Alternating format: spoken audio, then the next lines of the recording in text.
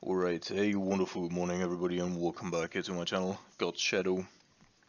Today with Death and Taxes and not Grixis Control for two reasons. On the one hand, last weekend we were heading into a direction that included Thing in the Eyes, and we wanted to get a little bit under all the Urza and Oko decks. But then come next week, we got spoiled with Urza, which is a very interesting card.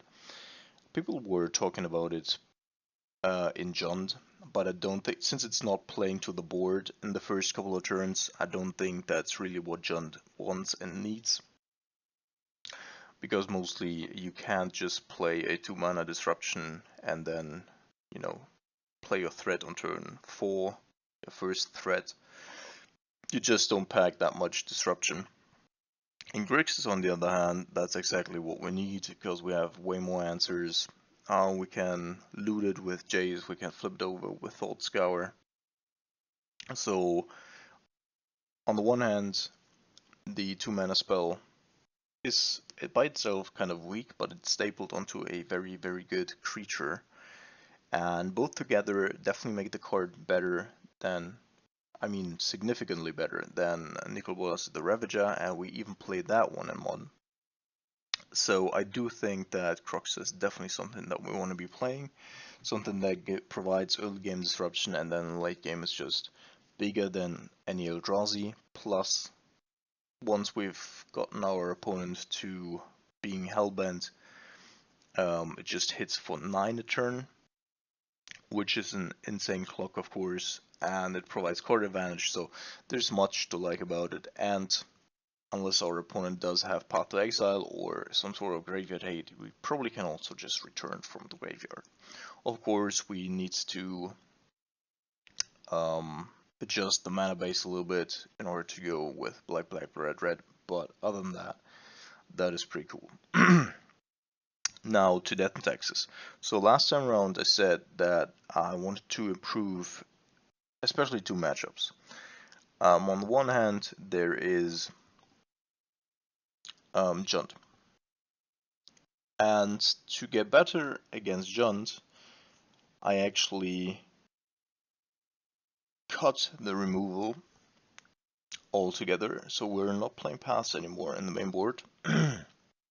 Because for the most part, we can overwhelm our opponents with our creatures and giant killers. Like, in Modern, there are not a whole lot, since there is Node or Confidence running around right now. There is hardly any young Pyromancers and all these utility creatures on 2 mana that mid-range decks normally use. There's just nothing that I need to path. So I'm just relying on Giant Killer and the interaction with Ranger Captain to find my removal spells for the really big ones. So Tarmogoyf, Death Shadow, Titan.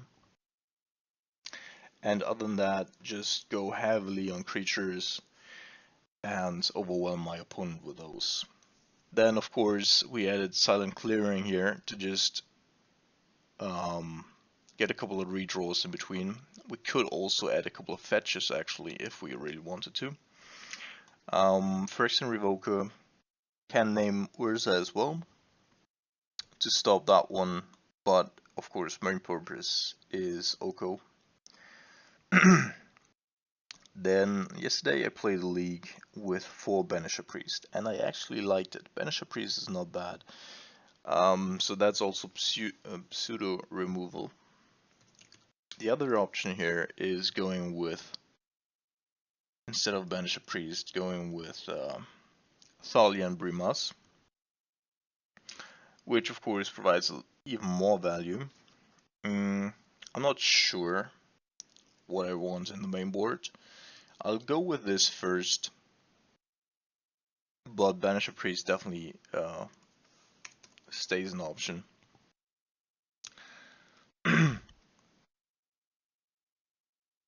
And then there we have 4 Charming Princes. Charming Princes on the one hand make our burn matchup, or mono red nowadays, a little better, but with all the new cards that we put in here, Actually, well, with Banisher Priest, it was the case, not anymore with Primas and Thalia, but with Banisher Priest especially, since we have a couple of end of the battlefield triggers, and we can just protect these cards with Charming Prince, plus, of course, with Stoneforge Mystic, it still also provides value. And with Ranger Cat as well. So yeah, that is one side of the coin. And then the other problem is Ensnaring Bridge. So Ensnaring Bridge, there are a couple of solutions to that. Either, of course, we could be playing Disenchant to just destroy it. Or we could be playing Gideon Blackblade in the main or sideboard. I don't actually know if I like Thalia. I will have to see. Yeah, so between the main and the sideboard, because that only needs to take up twice in order to be able to exile an Ensnaring Bridge. Then there's of course also Flicker Wisp.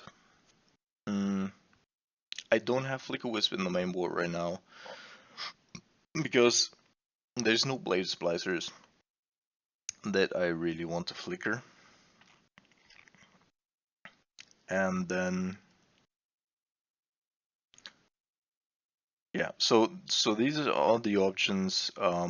Most of them work. Disenchant I don't really like as a sideboard option because it's very narrow and what it does. We actually could also be playing Spirit of the Labyrinth. That could also be very interesting against. That could actually be really good.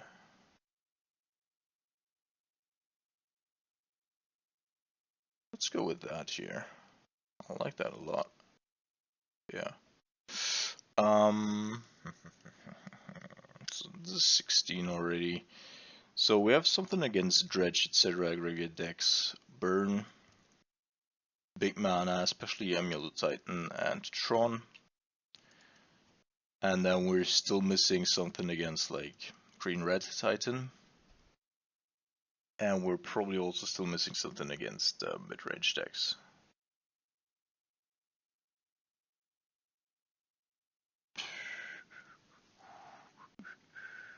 Yeah, but I think we're gonna go with this lineup here right now.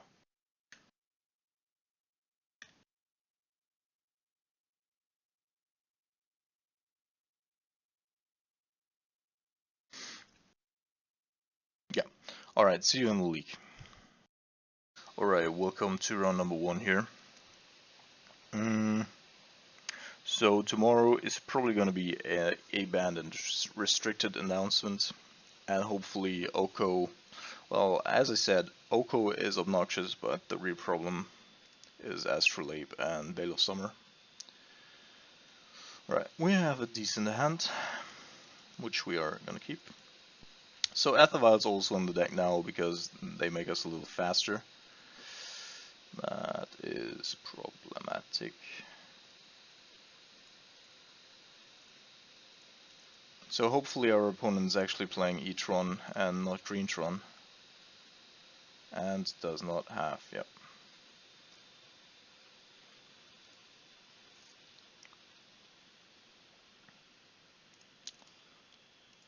So I guess that our opponent is probably bringing in a Thaumatzia there next turn. So going with a Stoneforge Mystic here doesn't make any sense. I can rather go with a Thalia. Didn't even crack the map. Probably due to the fact that... Okay.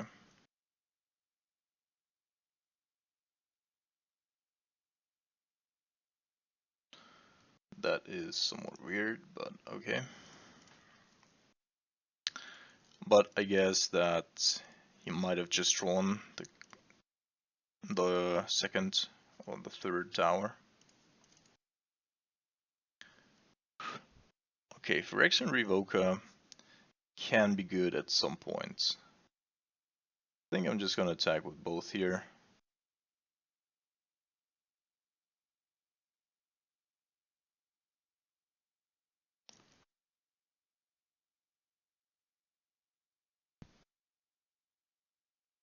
And for Phyrexian Revoker, of course, is also something against the bridge because they don't play main board, it's just confront sideboard. So Phyrexian Revoker probably wants to name Karn.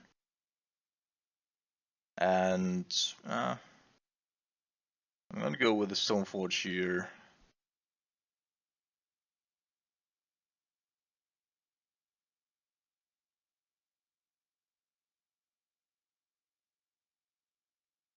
And I think I fetch a sword. Doesn't matter. We can get another better skull if we really want to.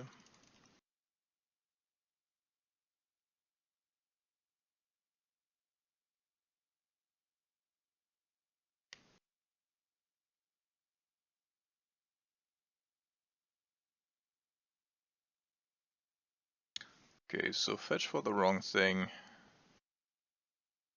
Might be a walking ballista here. Alright, so now Phyrexian Revoker names walking ballista, obviously.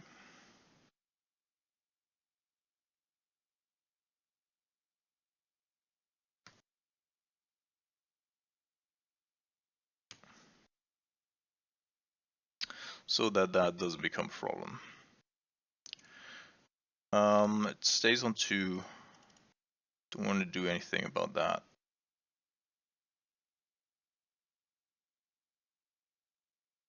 And we could use the Ghost Quarter, but I also don't yet see why I would do that. We're attacking with Thalia and the Phyrexian Revoker, because we can protect it with the Give of Runes.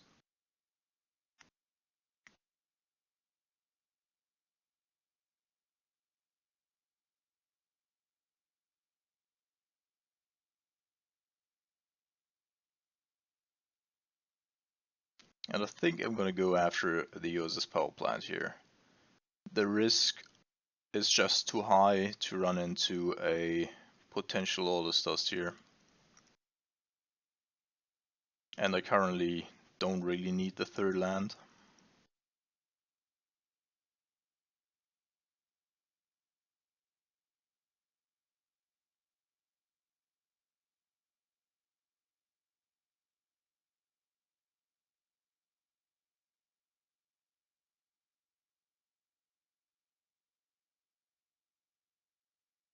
Okay, interesting. So opponent must be preparing some sort of big turn here.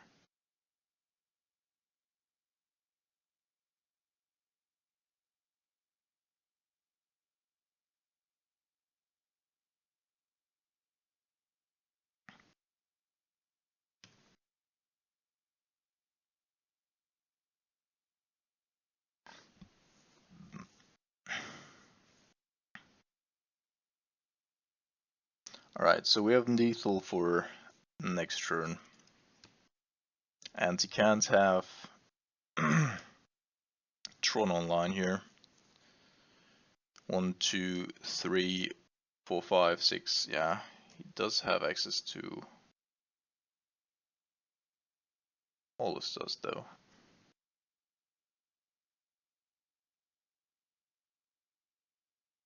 That does not look like all dust.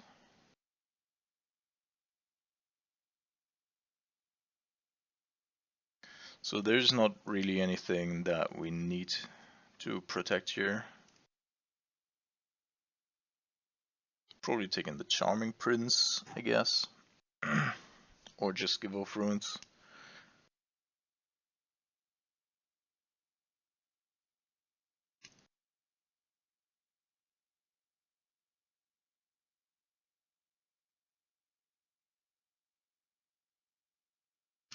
And a Matter Shaper, alright.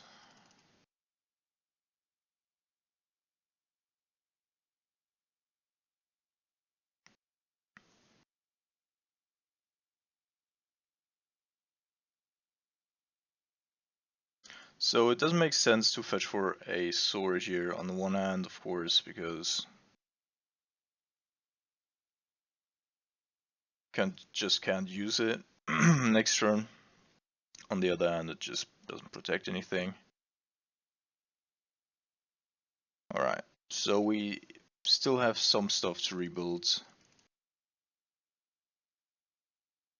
I think we're attacking with everything except for the Give of Runes.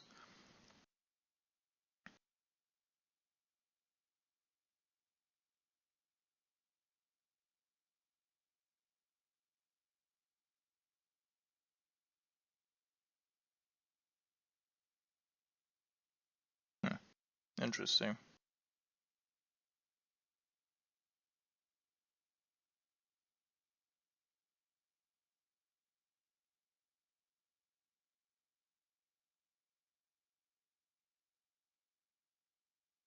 So I'm protecting my Thalia because apparently if he's looking to get all this dust through and he's short that one lands, then that might still prevent everything from, well, not anymore.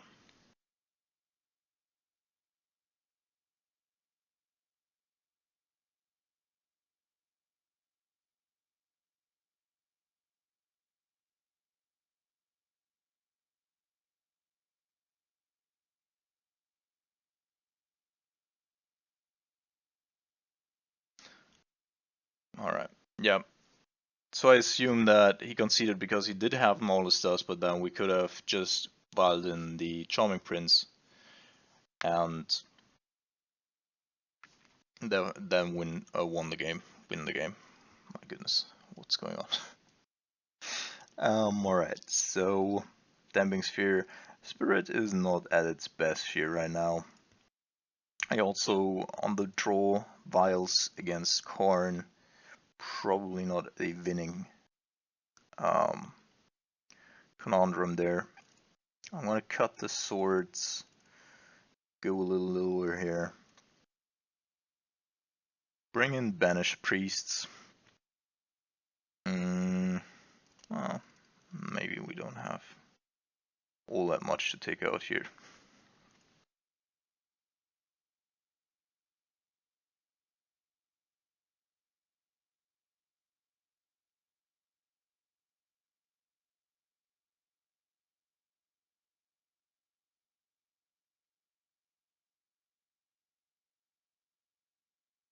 Yeah, I'm gonna keep.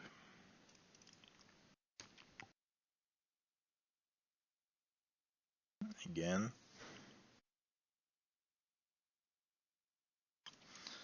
Alright.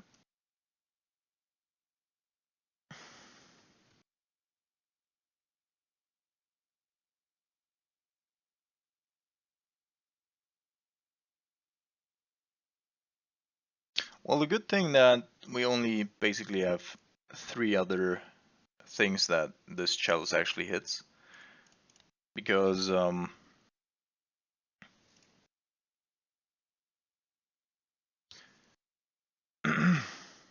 one Give of Rune is already in there, and then we cut the chalice plus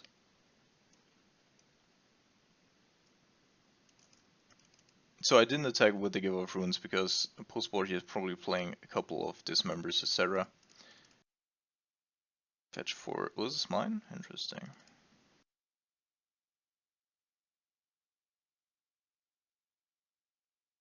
Yep, that is exactly the reason why. Alright, so just going with that Stoneforge Mystic here this turn.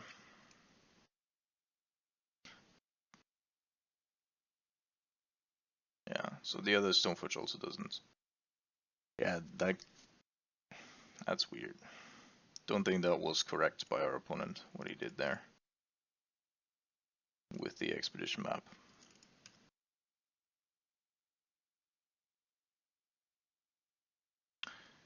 But since we already have another decent play with the other Better Skull, I'm just gonna go after the power plant in his turn.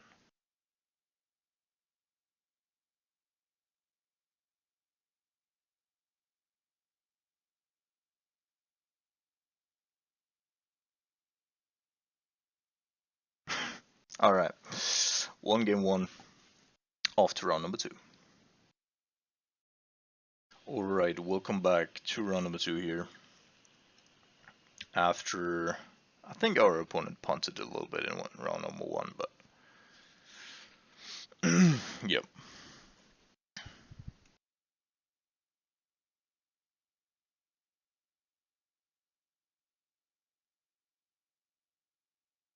On the play, but this doesn't seem like it's a keepable hand. This is a little better. We're cutting 1 Stoneforge.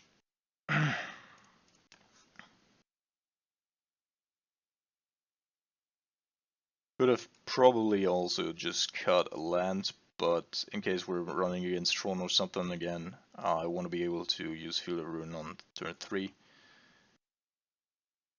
Sleight of hand of Darkslick Shores can probably only be a Nauseam. The good thing about that is that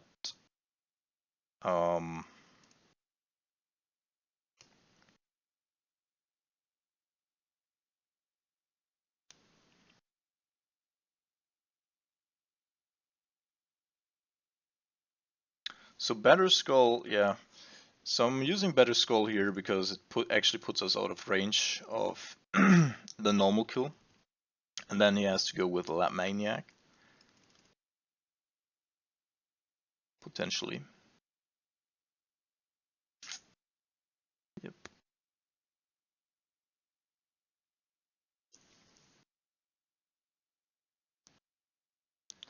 There's also the Sword of Feast and Famine, which is also pretty good.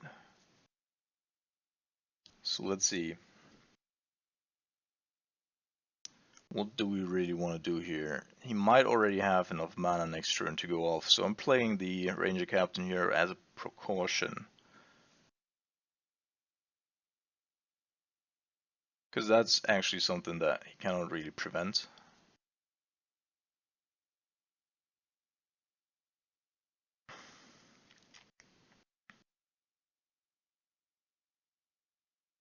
Post board, we don't have a whole lot to add, except for the damping spheres against Nauseam.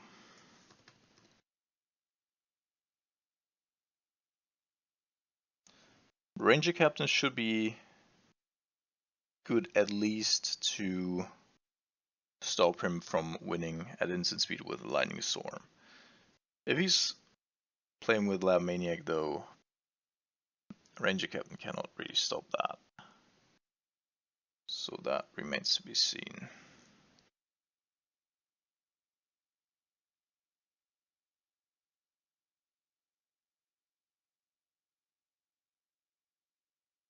But he would also need to draw a card, so he probably can't do that. So we might get another turn there. So you put 2 cards on top.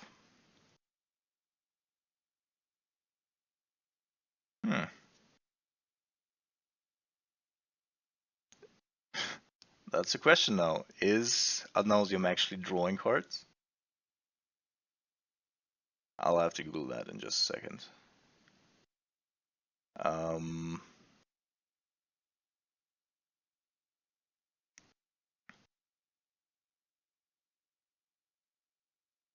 Oh, we'll find out together. I think Spirit of the Labyrinth could actually be really good here. Especially because he now can't win with the Lab Maniac. Because he just can't draw the card that he needs to draw to win the game.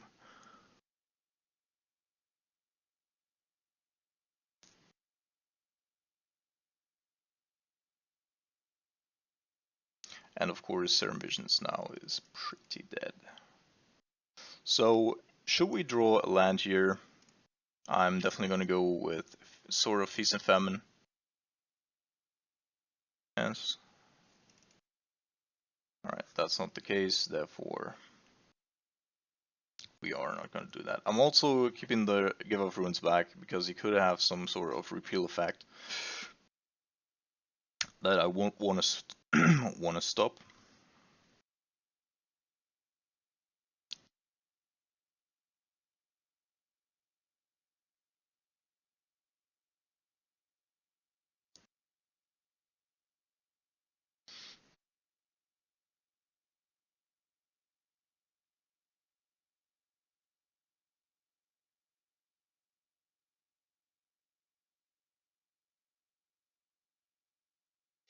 So let's already talk about targets for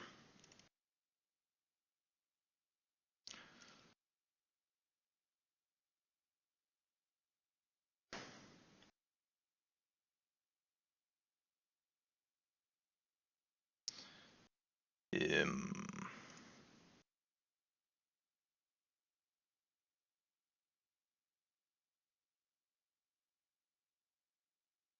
Phyrexian Revoker.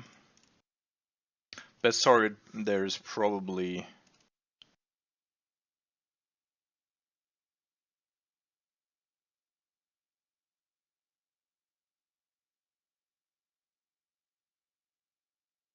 alright, we get a Charming Prince, so Give of Rune comes in as well. Don't think they are running mainboard anything that harms us here. We're attacking for 10, gaining full life back. Next room we'll also have Sword of Feast and Famine.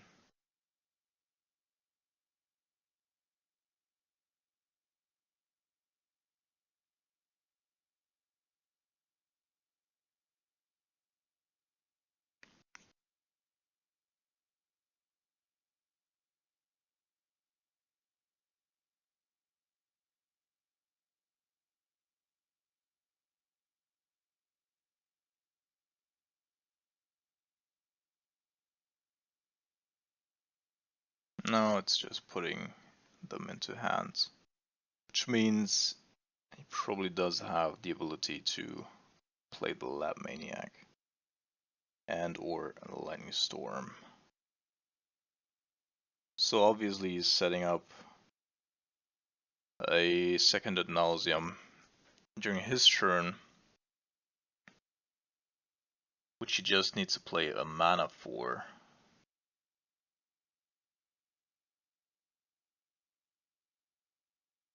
I should be playing Ranger Captain here.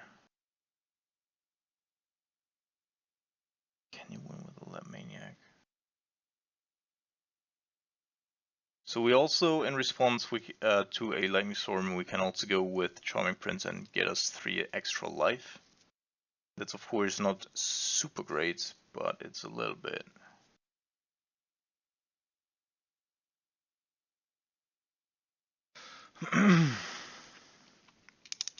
I feel like potentially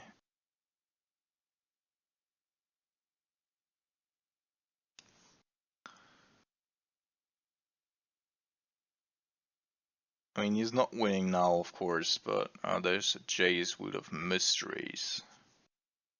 So that oh, they are not playing Lab Maniac anymore. So Jace becomes more expensive anyway.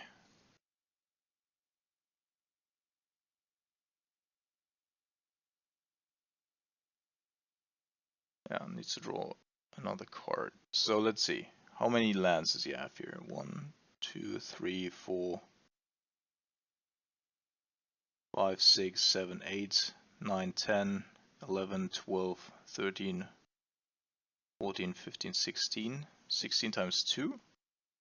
32? It's gonna be difficult.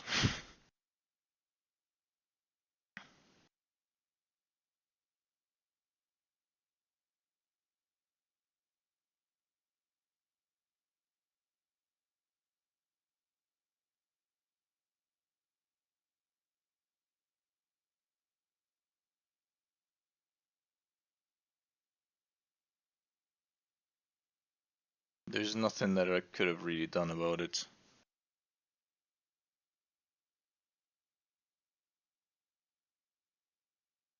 those are just charge counters.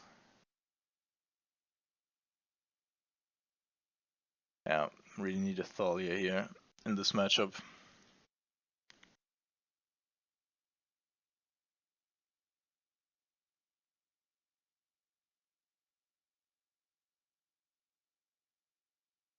But at least Spirit of the Labyrinth took one of those out.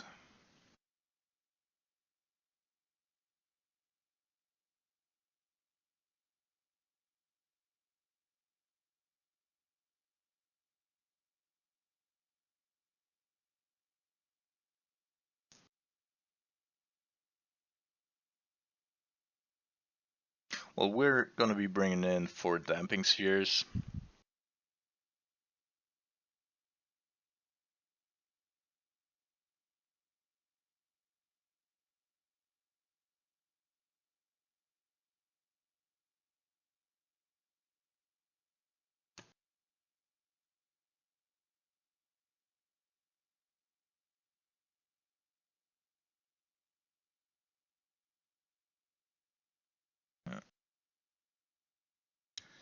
Yes, no, it's enough.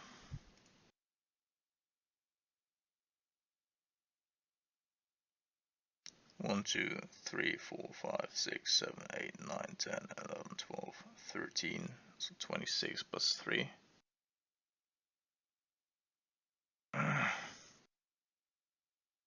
One or two more hits with Batter Skull would have potentially made a difference, but can't have everything.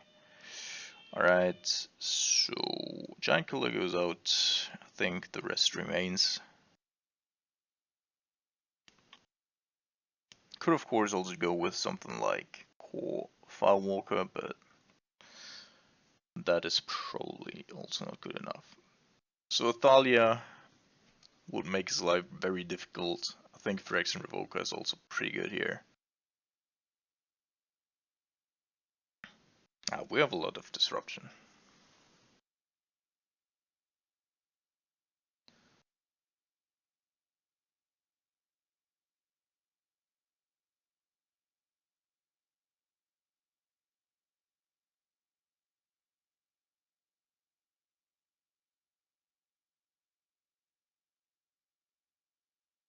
So we have a Thalia. Is that good enough for me to keep it?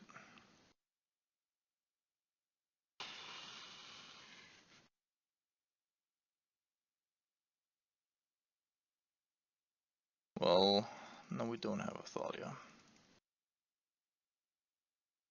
I have a Spirit.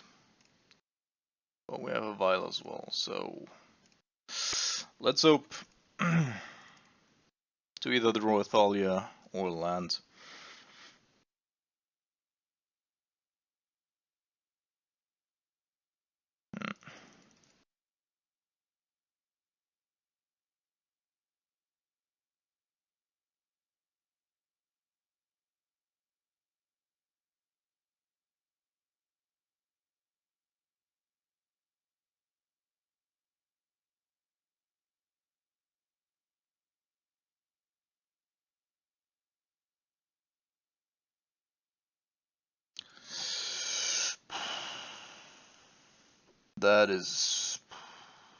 That's difficult. Alright, so I think I'm just gonna go and kill my own thing to get a Spirit in. Because I want to prevent any shenanigans as soon as I can. Yep. Yep.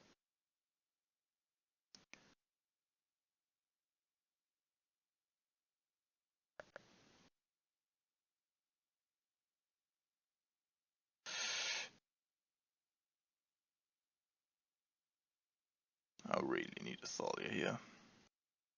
Really need a Thalia. I mean, second land is also okay, but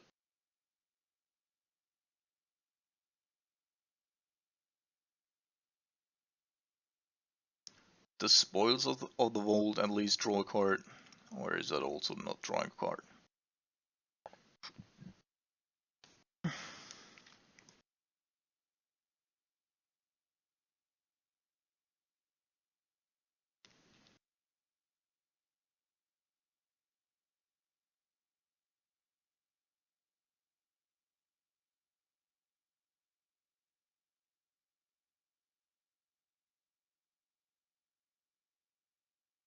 So again, Ranger Captain of Vials will at least force him to use 2 turns instead of 1 to win the game.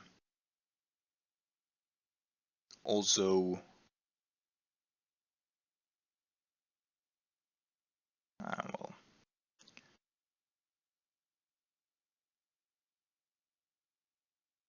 he also has to win through a Lightning Storm.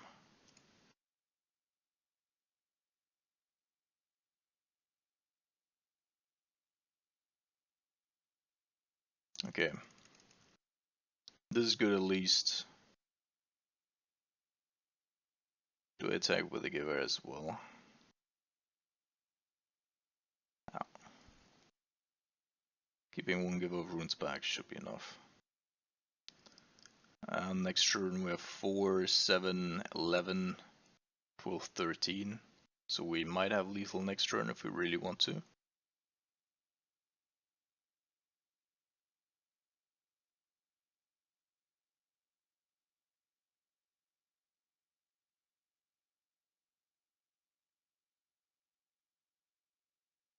Never mind. On the other hand though, this means that he doesn't have any more mana. This is only 3, so this might be a Nauseam.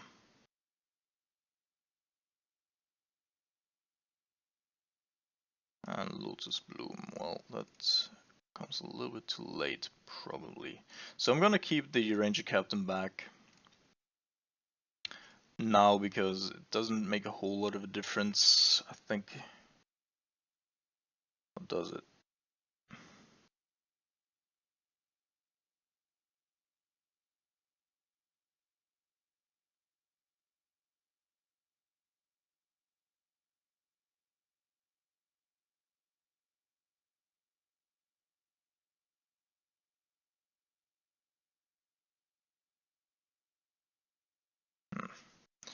Okay, now it doesn't make a difference anymore.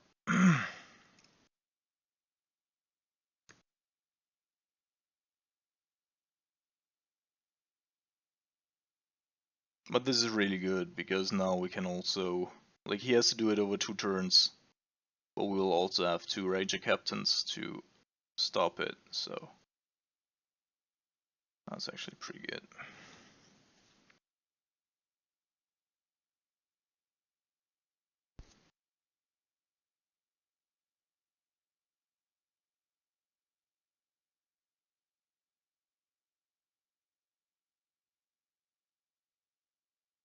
I'm gonna do it now just to prevent him from going off under our vial activation here.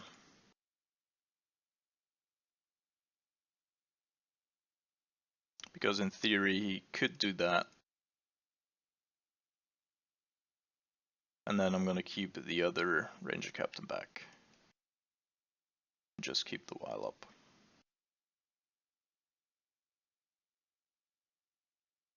Also, Better Skull, as I said before, is slowly putting us out of range of his instant speed win condition, so that might work out pretty well.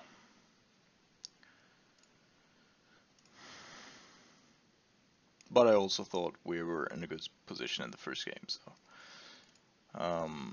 this one comes in. And now I'm just gonna keep all the givers back because at this point it doesn't really make a difference damage wise.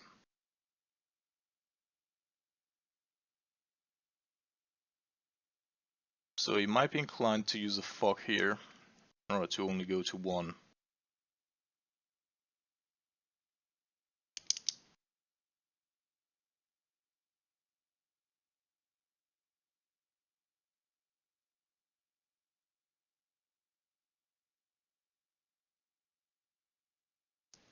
Alright, there's a Nauseam. We'll go with the Ranger Captain again.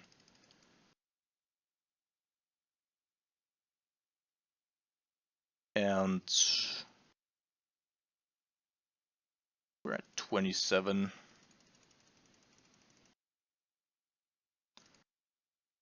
Hmm.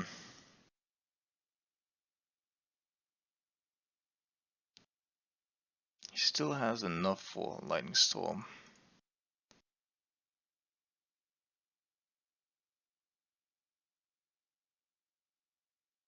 There's Echoing Truth.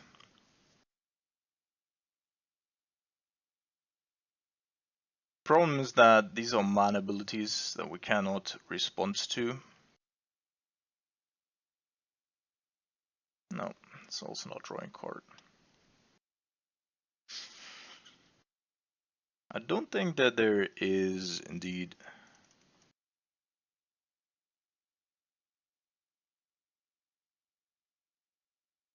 And the last card in his deck is also not a Summon Spirit Guide. He already has all he needs here. And he even took out the Jace, potentially.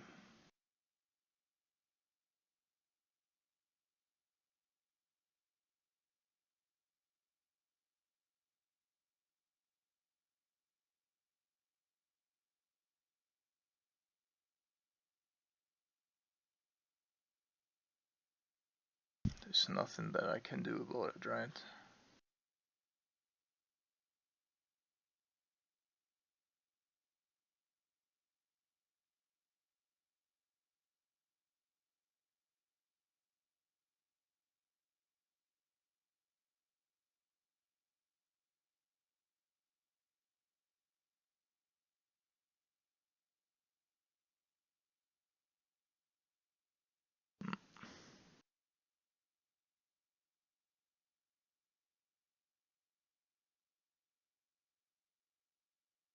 Would have needed one Thalia. Well, in this case, actually, it wouldn't have made a difference. Well, he couldn't have cast the Nauseam, I guess.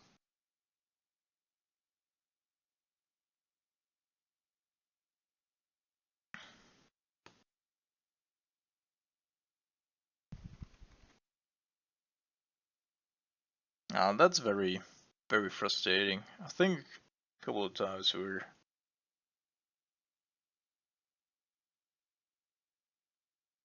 Also, he didn't draw another Serum Visions. Hmm.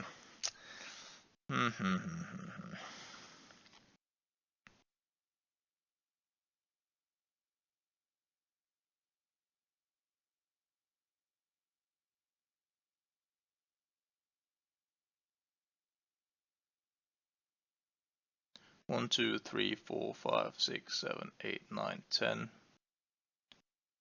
24, 27. Alright.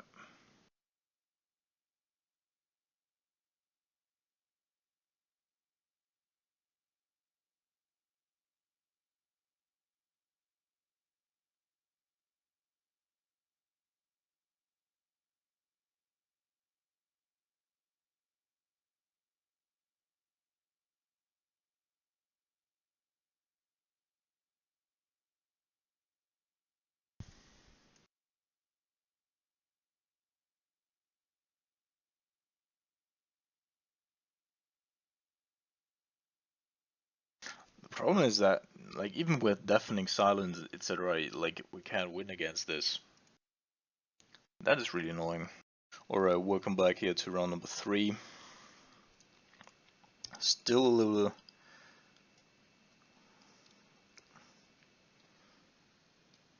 sad about the last game. Disappointed, not sad. Disappointed.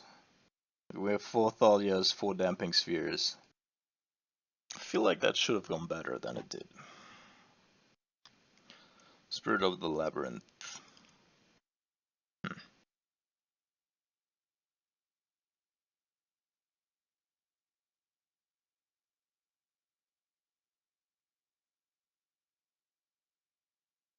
But anywho, here we are again.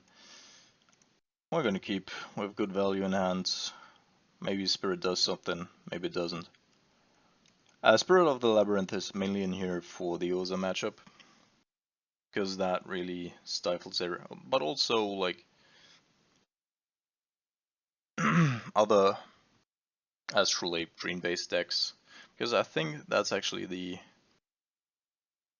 best chance of attacking them, stopping these Astrolabes and baubles from happening, at least repeatedly.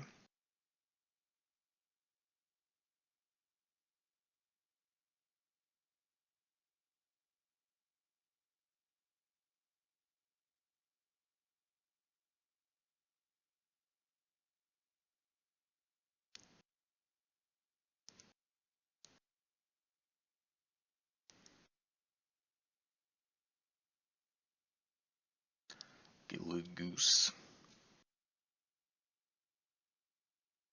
So yeah, I fear that next turn we might already be running into. Hey, you need to crack it now, right? Oh my goodness. Well, explosives is really, really, really bad for us. Like, really bad.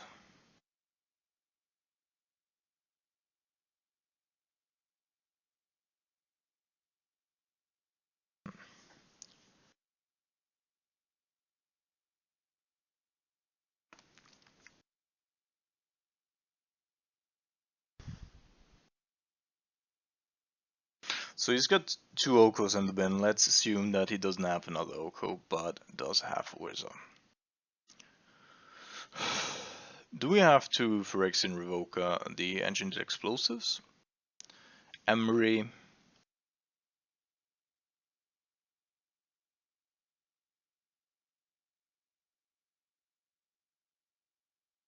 Alright, let's do differently. I'm gonna attack with the Spirits. If he blocks with Emery, then I don't have to name the Engineered Explosives. This way I'll probably do.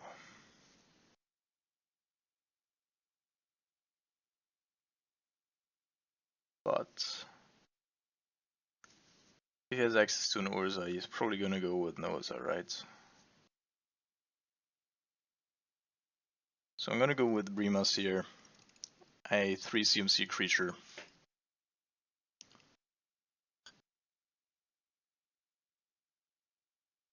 And then of course we have to look out for Revoker being countered. Opal.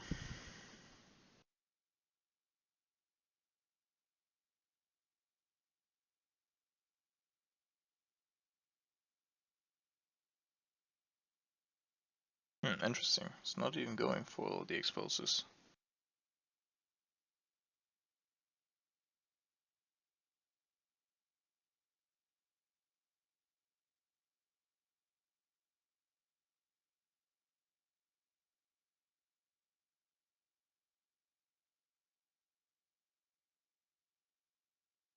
So the problem now is that he potentially does still have a counterspell up.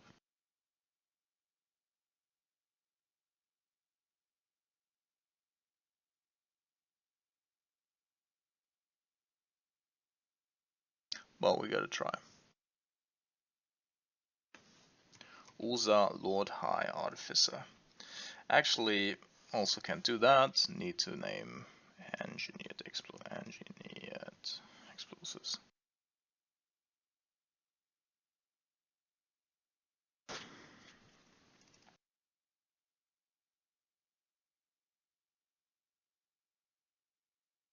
Which of course sucks a bit, but can't do anything about it. The construct at some point will probably be a problem as well. But we can't fetch for a giant killer.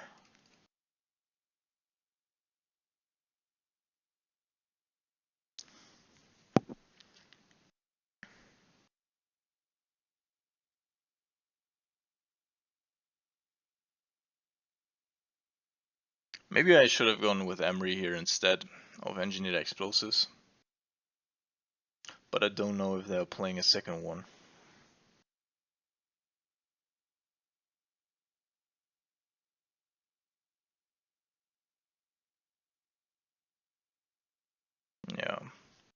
That didn't work out so great, did it?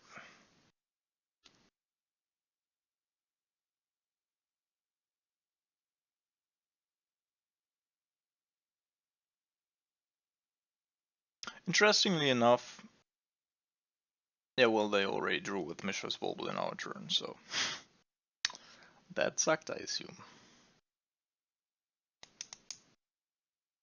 But this also means that he did have a counter and just chose not to do anything about it.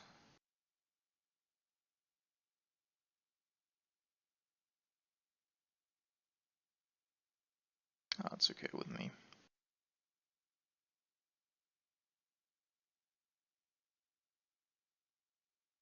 Although, of course, we're still pretty far away from winning this game.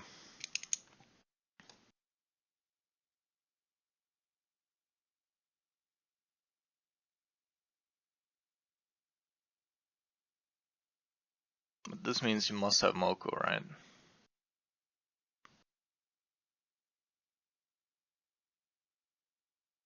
Or potentially an engineered explode, a cryptic command.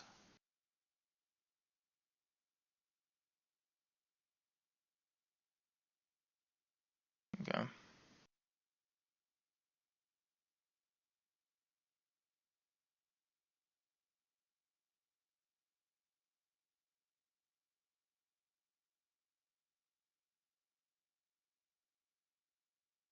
I guess this must be a cryptic command.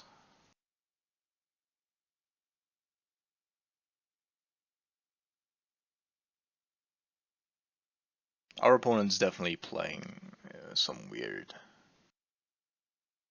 interactions here. I'm getting value out of that Bremas as long as I can. Especially because on the swing back,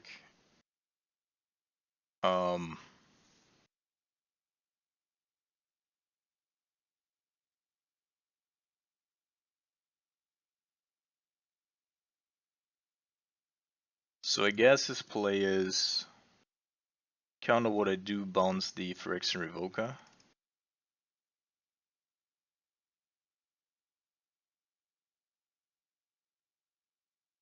Or not.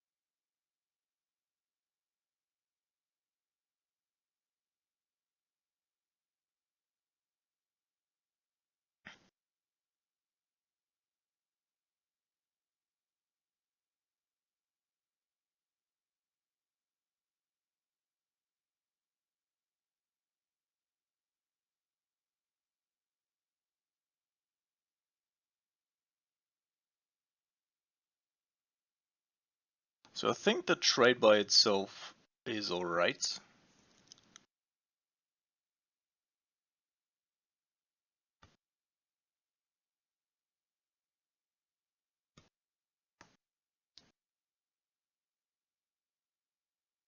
Because now I'm just gonna name the Urza.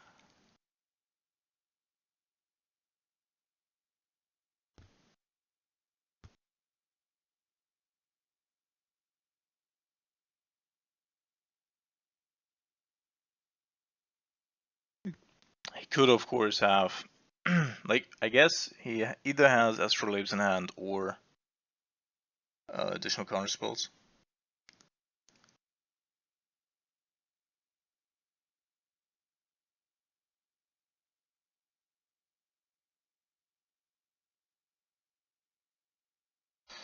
Urza, Lord High Artificer. Lord High Artificer. Alright, then we're also going with this person, who is, I think, just gaining us 3 life. We still have enough stuff to do, and I wanna... Why didn't I block with the cat last time? No clue.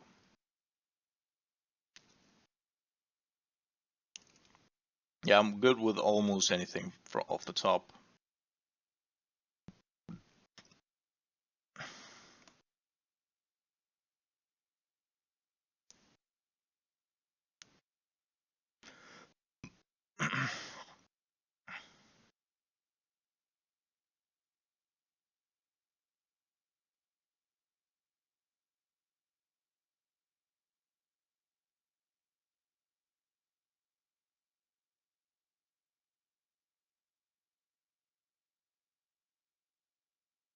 Alright, so I think I'm just gonna play one Giant Killer and play it as a normal card. Just in case the other one gets countered, so I always have a good play against that construct. Of course, it sucks a bit that all of our spells are, all of our creatures are X1 toughness. Yeah, you didn't really get that, did you?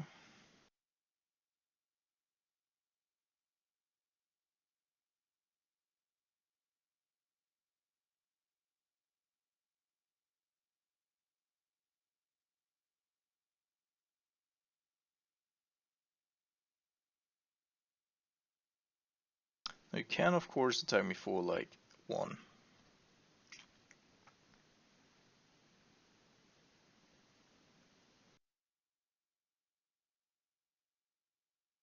And I'm kind of okay with that. So at least you can't get core advantage out of that Urza anymore. And Astrolabes also isn't a thing, so the only source of counter advantage are actual Urza. And I can start tapping down the Giant Killer at some point. The Urza with Giant Killer. Not the Urza. Yeah, I feared so. But this also means that he's close to running out of things to do. Just hope that the last card in his hand is an actual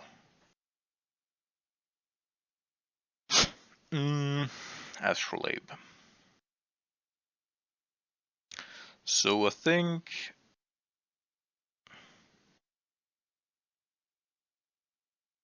starting off with the Ranger Captain.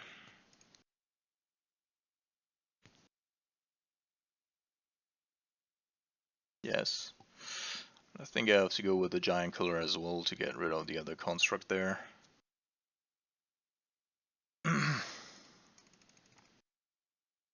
And then we're just passing the turn. So we'll take one more hit off of that construct, and then next turn I'll start tapping it down.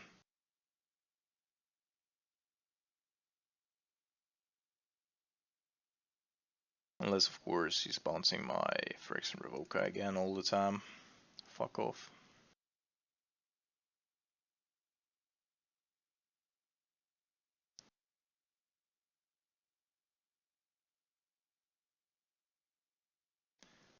But we know what he drew.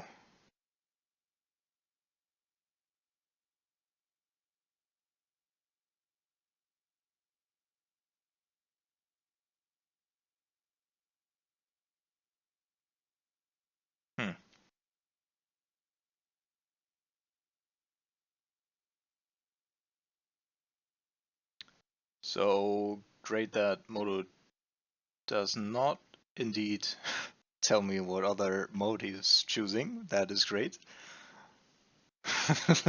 Well, that's actually a big joke here. So, yeah, sure. I'm not gonna. Okay, he's gonna tap.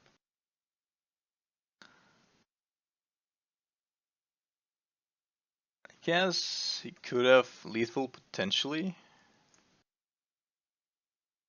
He's like really lucky here. So I think I'm gonna actually sack the Ranger Captain.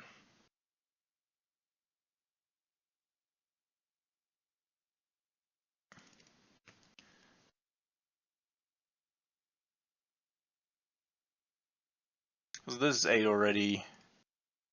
Well, Misty Rainforest could fetch for another Mystic Sanctuary, of course, but not much else.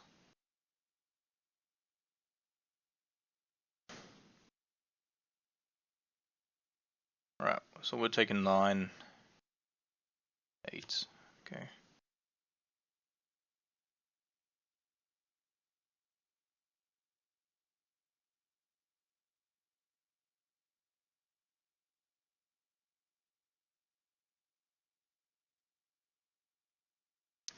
Urza. Board High Artificer. So, if I kill the construct here,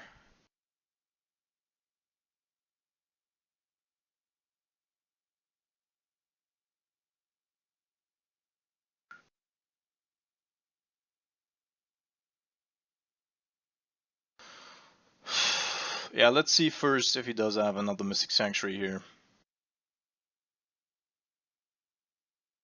Because then I definitely don't want to be running into another tap the team. And at that point I would just go with Giant Killer tapping down the constructs.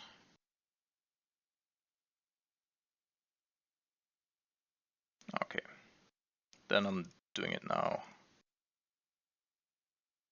I mean, it could of course also just draw another Cryptic off the top, I assume.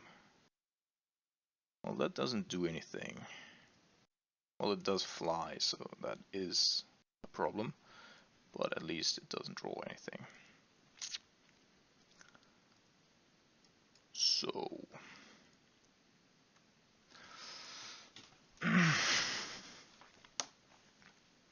well, that's actually good. That's actually good. So I need to keep 2 to tab that one down, right? So I'm gonna go with this on Oko. Oko, Thief of Crowns. Yeah. I guess it's a little more likely that he's drawing an Oko than Emery. Alright. Won that one. So on this time around, we're definitely gonna go with Relics of Progenitus and Banisher Priest. Banisher Priest is actually, I think, really good in this matchup. As was Spirit, actually. So, much to like there. And I'm also gonna go with a big one here. Give of Rune's actually really bad. For the most part, I mean, it protects from Oko, but our opponent's almost running no counter magic, so, no removal spells.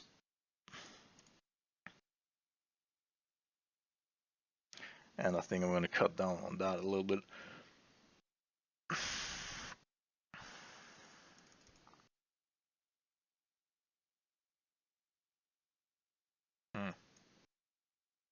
Yeah, let's keep. We do have a little bit of disruption. We're on the draw. Can get value out of our Stoneforge Mystics, so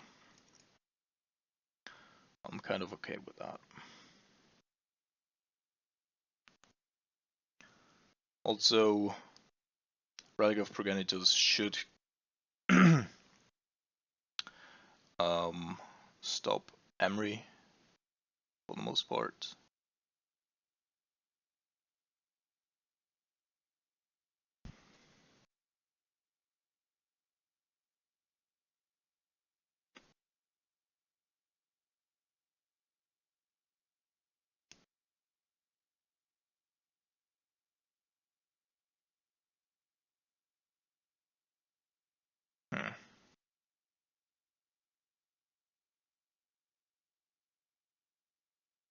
Alright, so Thalia by itself is really good. Just need to get her out. Or anything out for that matter.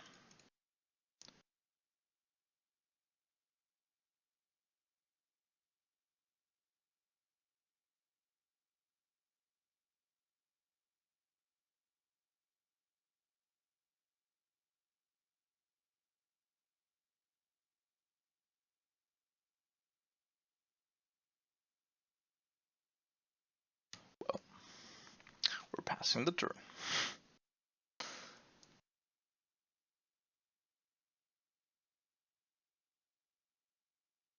Mm-hmm. Ice Fang Hole.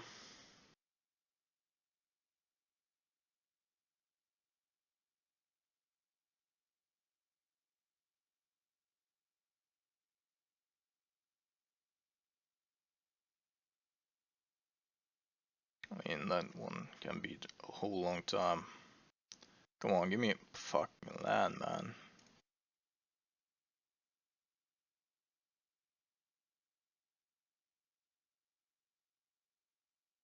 Well, that's actually good.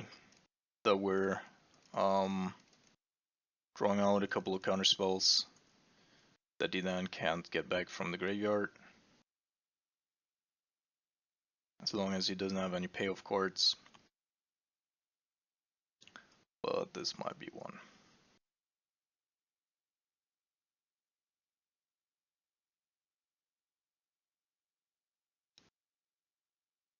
Alright. So I would say probably does have a counterspell, therefore I should go with the Stoneforge Mystic.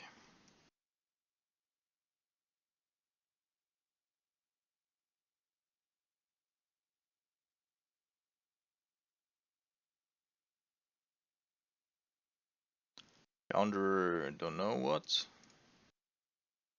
Counter draw, okay, Cryptic Gun.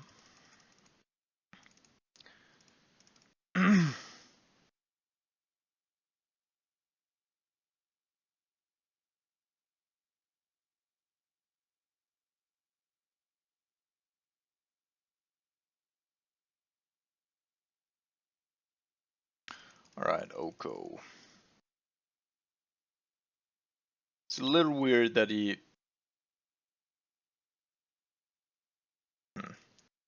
Shit. Shit. Yeah, that is really bad for us.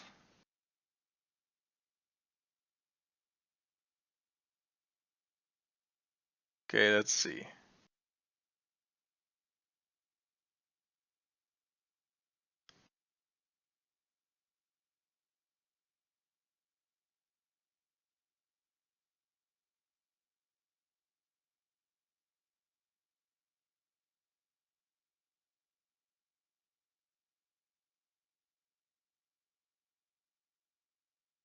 So, am I gonna go with Emery, or am I gonna go with Oko? I think I'm just gonna name Emery here. Hope that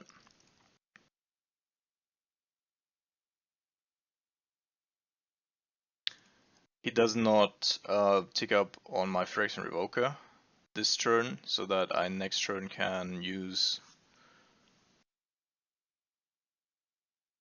the other Phyrexian Revoker to shut off the Thief of Crowns. That looks like an Urza. Yeah, alright. And at this point, like, that were a couple of really good top decks here by our opponents. And I honestly, at this point, don't think that we're gonna get there. Nah, and he also used it on us. Yeah, just a little bit too much here.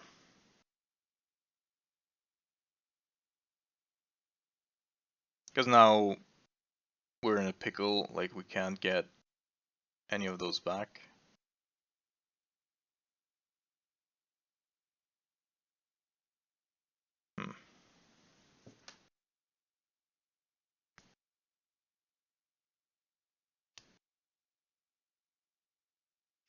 That does make a whole lot of sense here. That does not make a whole lot of sense.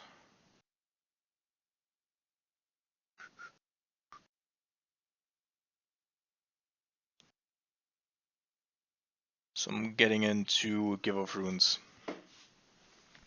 to just have at least one on the battlefield to prevent that Oko. Come on, would be a great hand if we had like a land. But our opponent's also on mulligan, so yeah, done.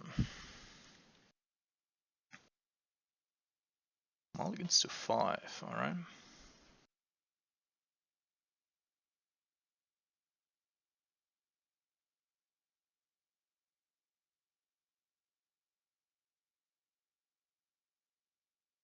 So our goal is to get that Brimas out as fast as possible so that we can get in like 1 or 2 hits before things start showing up, coming up.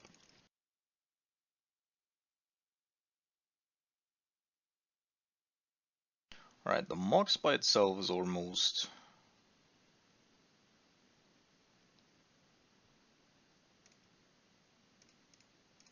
not a card here. So I think we now have to use Oko, Thief of Crowns.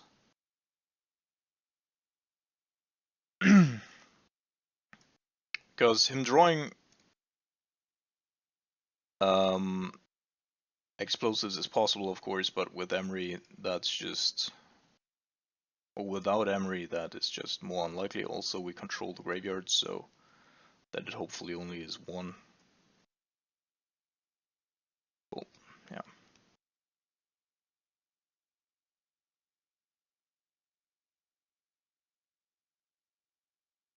Gilded Goose. And now...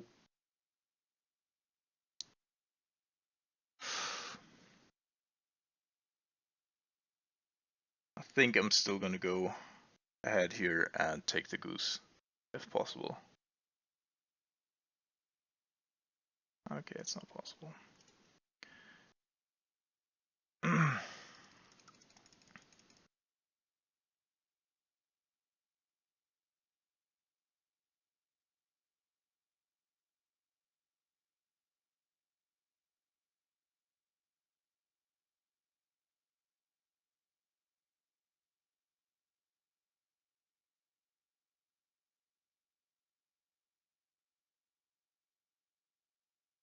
This looks like there might be more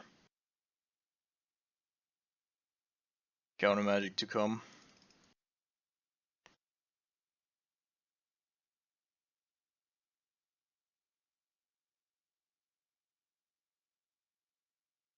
I don't think that I'm gonna go with Brimas here.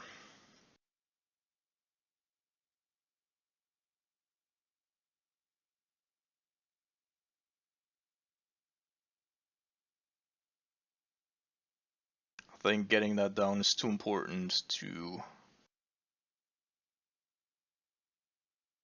just do it here.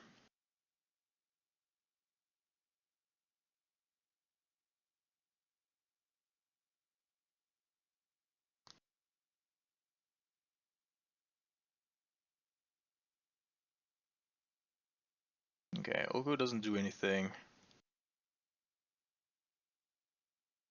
So he's got 1 more card in hand.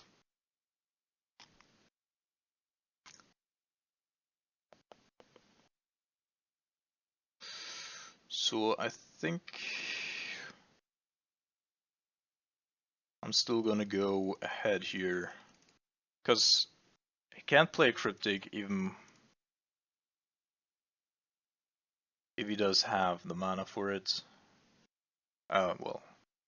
Well, now he would actually have access to Cryptic.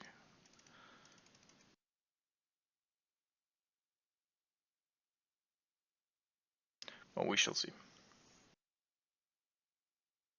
Now we have the second Brimas, so...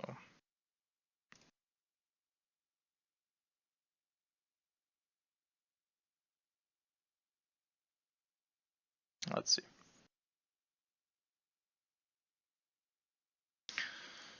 Okay. I guess we're attacking the Oko just so... oh yeah, sure. This was a mistake. He's got Ice Fang Coil in hand. Yeah, no. No? Ooh. No Ice Fang Coil. Good lord. That was a mistake by me, nonetheless.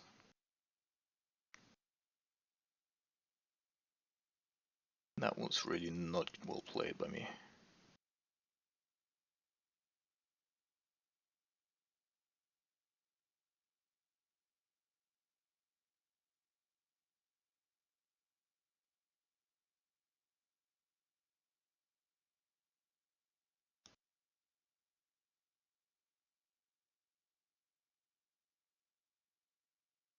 So I'm gonna keep the Phyrexian Revoker back now. He doesn't know what he's going to draw. And we're just drawing another one of those. Alright, so Oko. Grimace is producing a couple of tokens that are also attacking the Oko.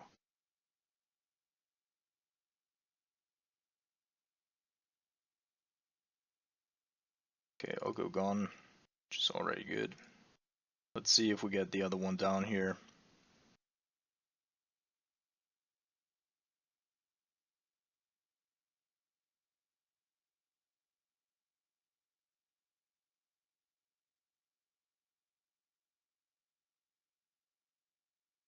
Alright.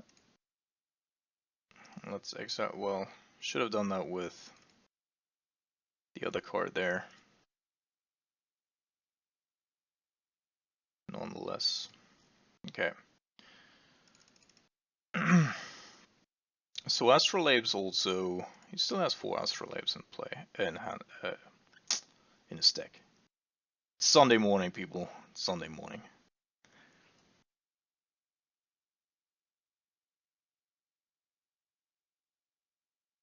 So right now it's not looking too bad.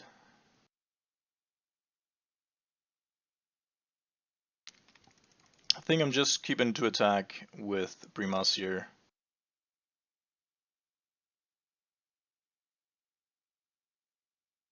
Spirit and Phyrexian Revoker are too important to me right now to sacrifice them against an Ice Fang Coil. And this will at some point be good enough.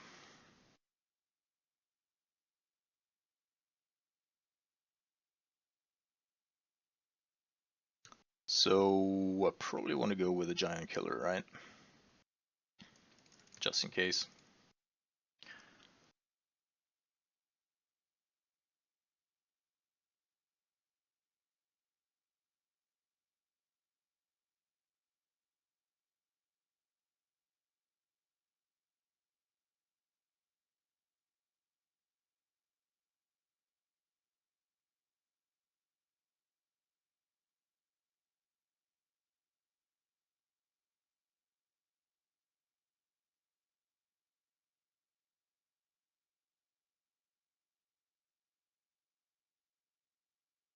Alright, another Goose.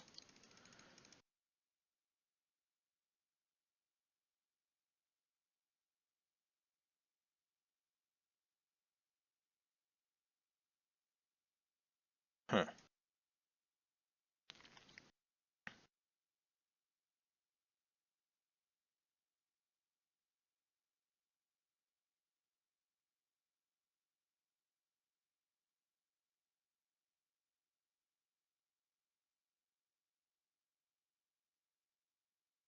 Of course, the 2 geese together are more than annoying in terms of damage output, but risking these 2 here,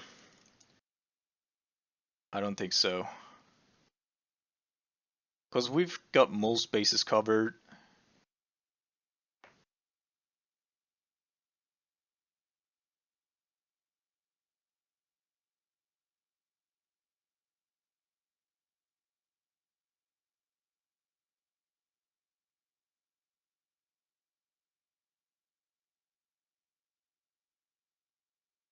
And we're just producing more and more tokens here. So that at some point we'll outgrow the Gilded Geese.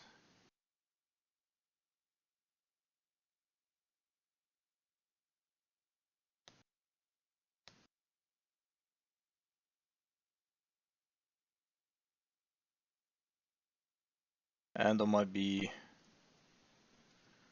also going with a Sword of Fire and Ice, because he should not be able to counter this.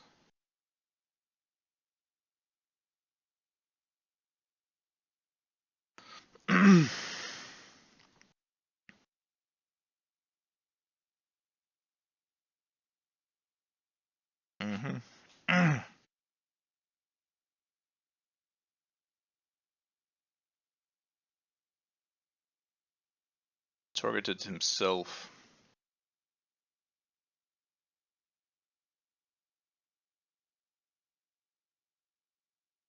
Alright, good games. Alright, off to the round number 4 here. And we've already found an opponent.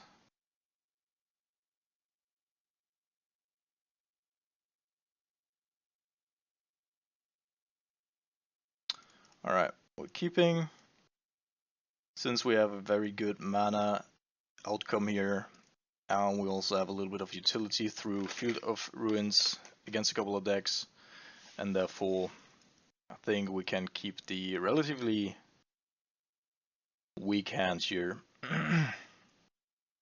But down the road we most of the time always have enough.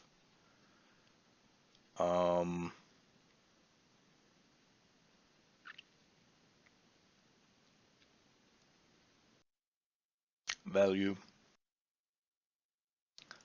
And therefore, also Charming Prince could theoretically also bounce like a Ranger Captain to get additional value out of it. And Death Shadow might be problematic. Yes. Alright, Stoneforge. Yeah, that's probably just the best thing that we can do here.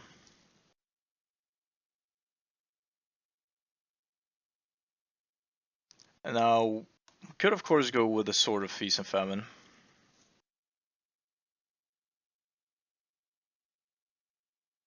Maybe that's also just the best thing that we can possibly do.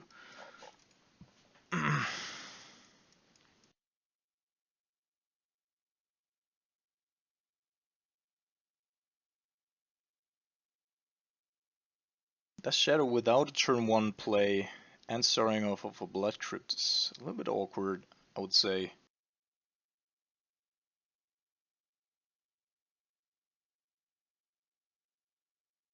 And also no second land.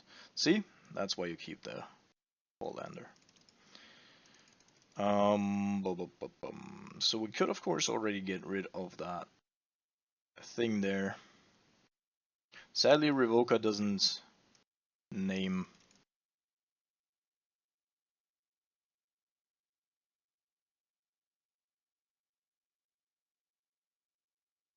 land cards, only non-land cards, as we had to find out the hard way.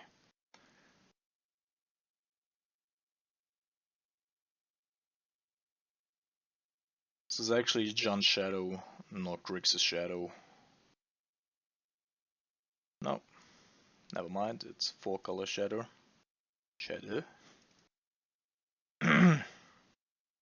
So what I'm gonna do is, I'm gonna use the Stoneforge Mystic to get the sword in, then I'm gonna go with the Charming Prince, bounce the Stoneforge to get a better skull. Potentially, we could also go with the other sword though.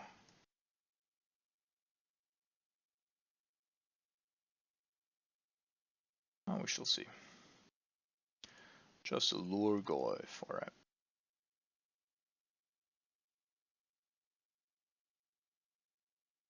That one's coming in, then I'm gonna go here, yes, that one.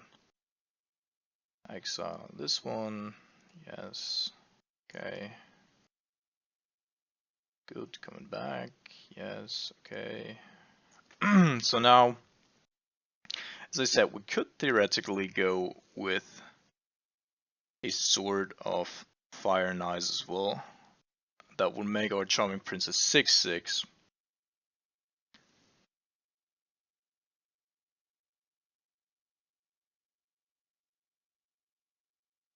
But I think I'm going to go with the Batterskull. Reasoning behind that is that Batterskull has Vigilance. Actually, the new sword from Theros Beyond Death is very interesting, in my opinion. So what we're going to do is we're going to play the field here. Then we're going to go with the sword, equip it, play the Batterskull. Yes. And then we're gonna go with the Charming Prince and then destroy the breeding pool, I think, to get him off of blue. Grim Flare. That's weird, right?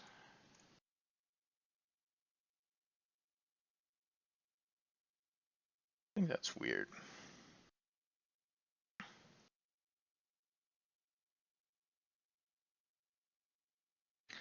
So that he's playing 4 colors here probably also means that he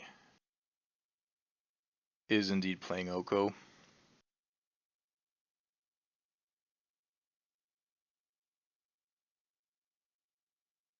The good thing is at this point we're relatively protected from discard effects.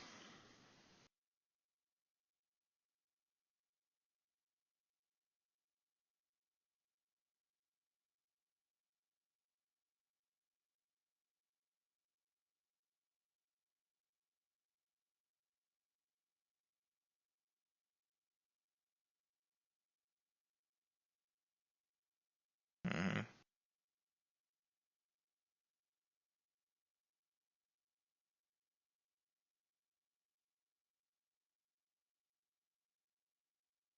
So I'm gonna Field of Ruin the Black Crypt there before I move into combat. For 2 reasons. I want to evade Timo Battle Rage the turn afterwards. Never mind.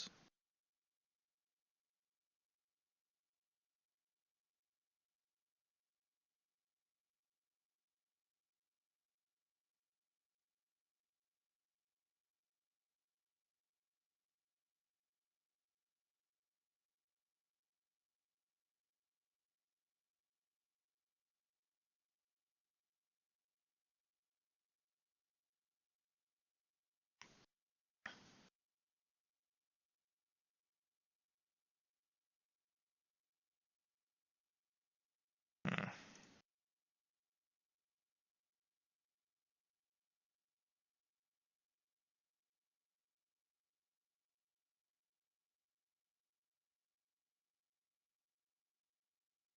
So it's a little bit random, I have to say. I think I'm still gonna go with Oko, Thief of Crowns.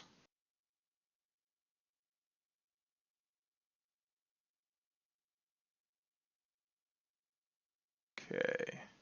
So Brimas provides us with another blocker. I think I'm gonna re-equip the Batterskull to the Charming Prince, because that will also grant us Vigilance on our protected guy, who's an 8/8. And depending on what our opponent is actually discarding.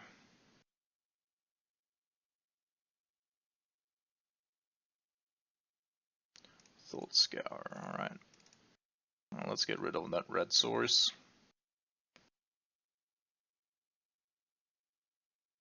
So even the 2 Death Shadows here together do not have the ability.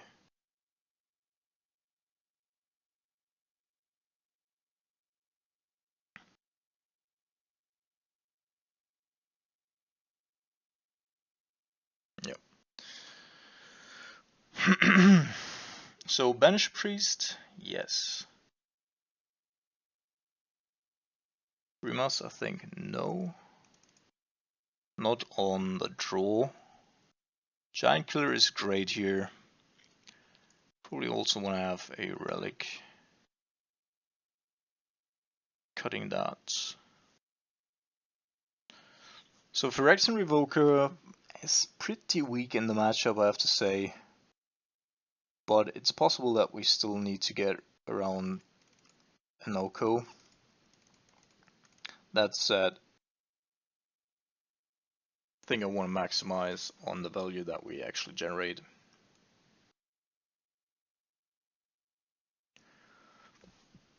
Plus, he could be playing like Ancient Grudge or something like that.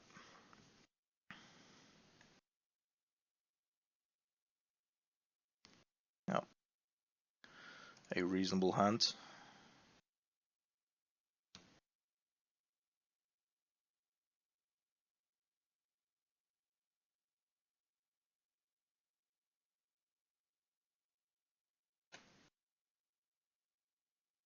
The good thing is Giant Killer really doubles down here.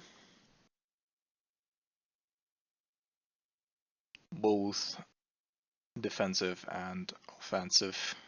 And is relevant for both sides because our opponent's not playing the threat densest deck. Although at this point we also don't really know what's going on.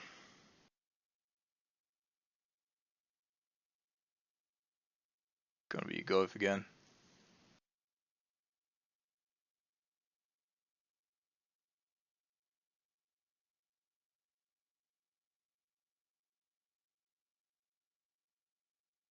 Scoring the Royal Silence? What the fuck? What the actual fuck? Alright. Yeah, I think we're still going with Thalia, just because a potential Oko is looming.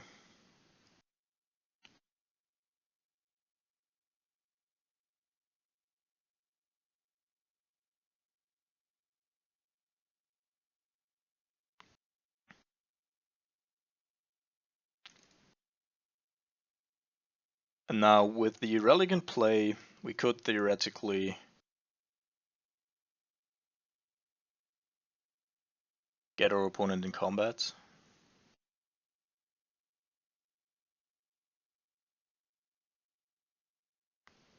I'm gonna wait as long as possible with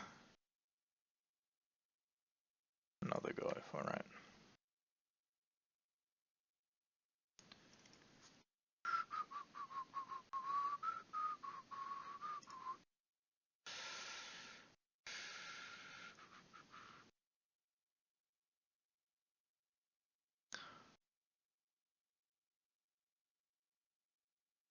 So I don't want to do nothing here. I think I'm just gonna cast Giant Killer.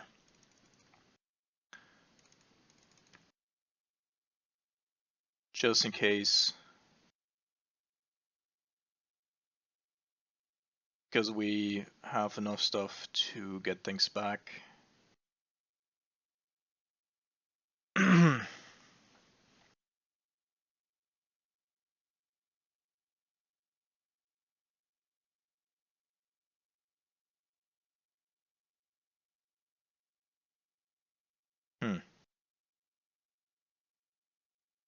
Yeah, it's also exiling itself, so...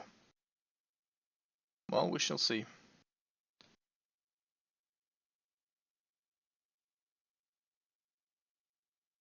I guess they could have one removal spell. Let's say they have a removal spell, right? So, creature and... Let's just go with a Thalia here.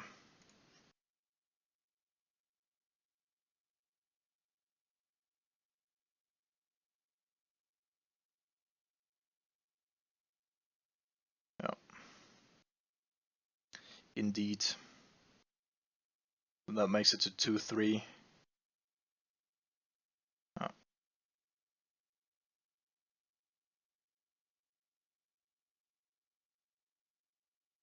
And there's a bubble as well. Sure.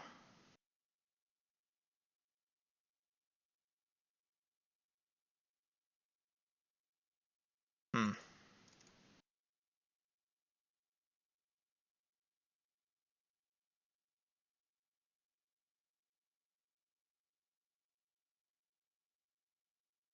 Yeah, he was really holding out for that one. Maybe that was a little bit too much on my side.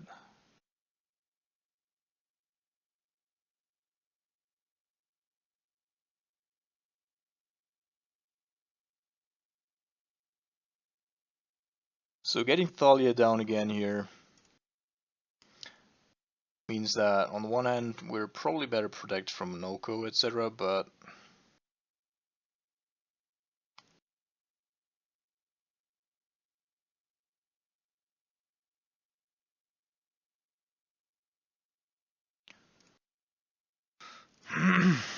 yeah, that was pretty.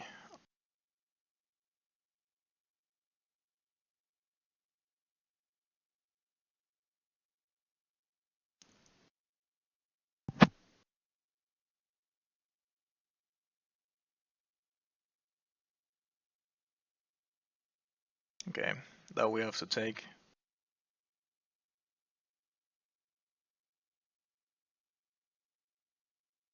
Now we'll see what's going on. Ah, this could be Noko. Grim Flare, sure.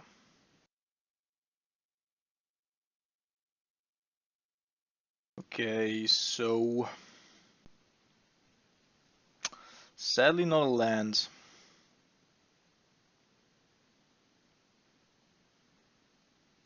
Otherwise we would have a couple of good plays.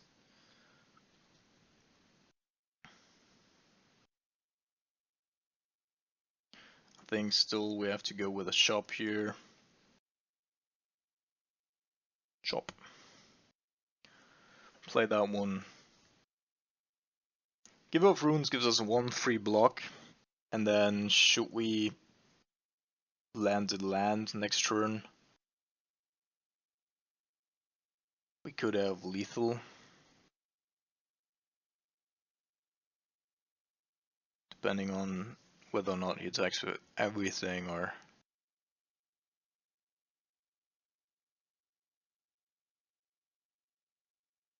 Okay. Could be fetching for a red source, of course, in order to get it, his creature trample. Swamp.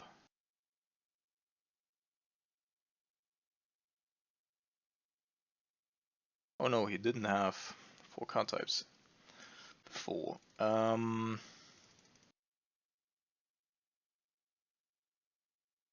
So I think we're double blocking the Grim Flare, right?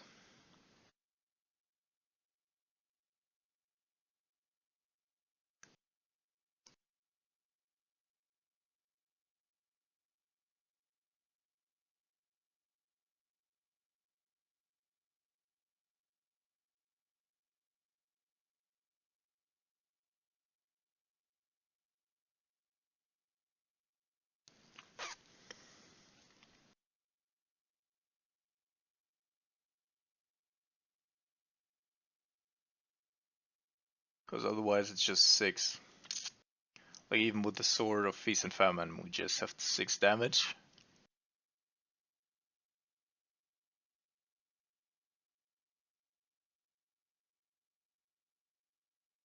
But we would have 6 damage, and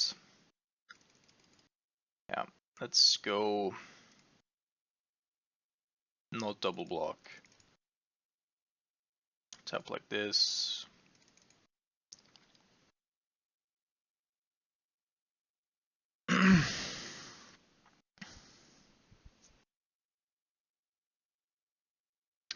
And the reasoning here is, of course, should we be drawing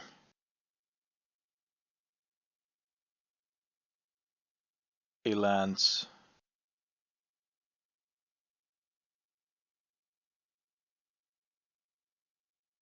yeah, oh no.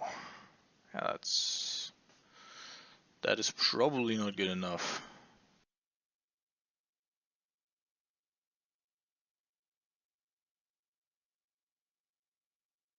On our side, everything but one thing dies, so we could protect the Ranger Captain, I guess.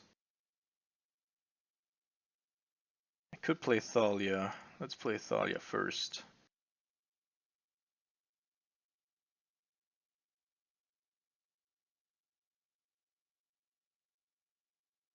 try to.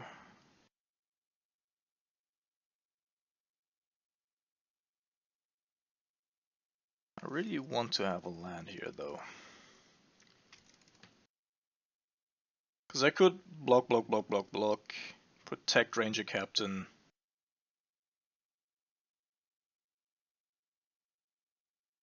And then of course we still need him to...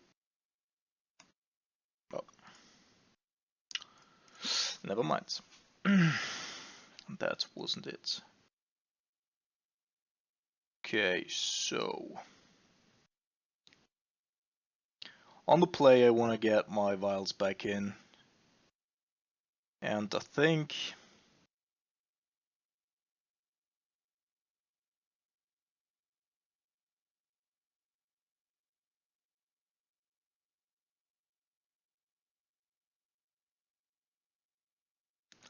Cutting Stone Forges a little bit. Although 3... Sort of Fire and Ice, not great. One Better Skull's probably also enough.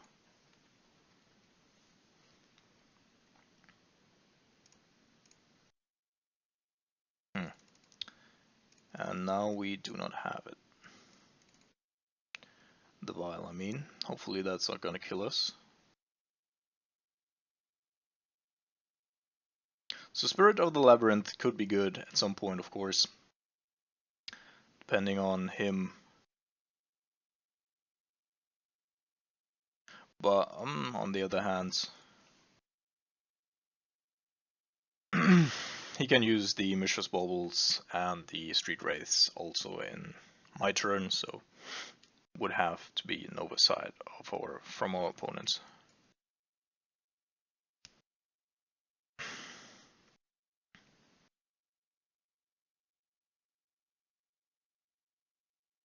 Still gonna play it here. Maybe it's annoying. Maybe it does prevent something from happening. So we're trying to not draw any more lands. Really don't want more lands.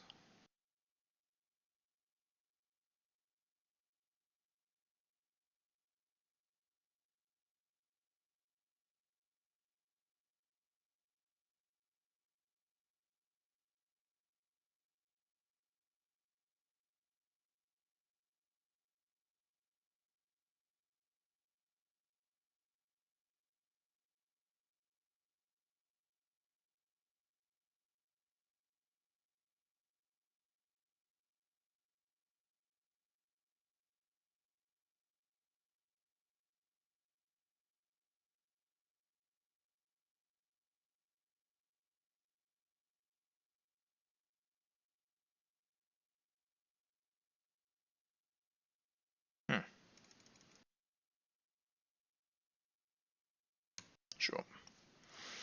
Can't take the Giant Killer because in hand it's creature.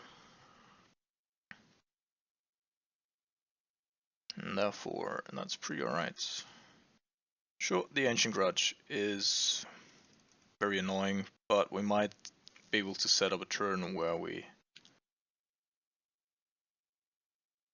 Shit. Just have that one, I was gonna say. So obviously, I also want to get rid of... How important is playing Stoneforge Mystic here?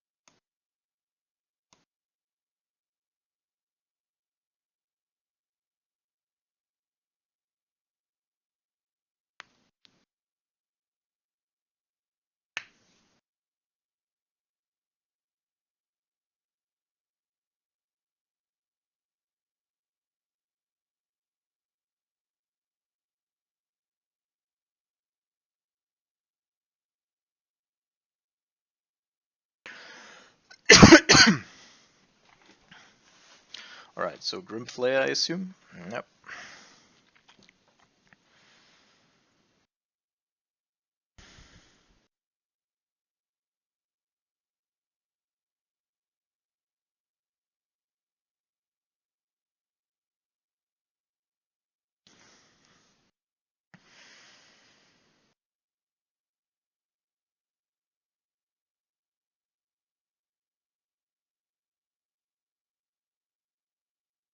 So, am I gonna attack here?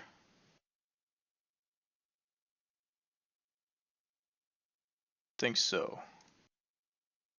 If he wants to sacrifice his Grimflayer, that is alright. If he had a Death Shadow, he would have used it.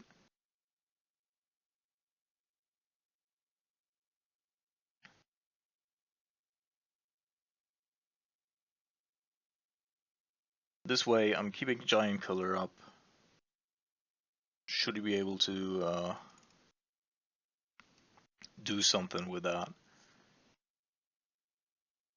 Should he get a third card type into his graveyard? The fourth.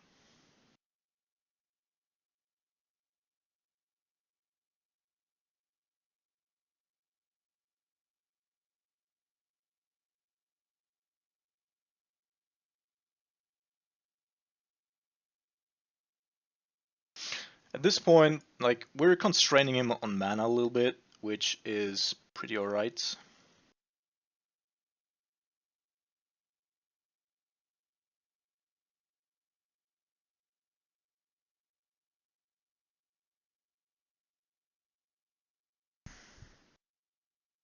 So now he's only got 5 life.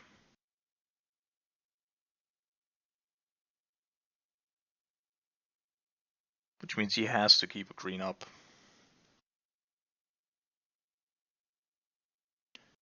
I don't really care about Grimflayer hitting here.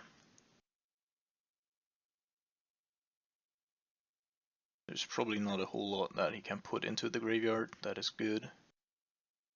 And once it reaches 4/4, Plague Engineer.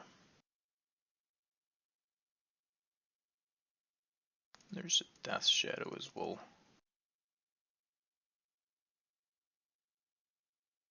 Another Death Shadow.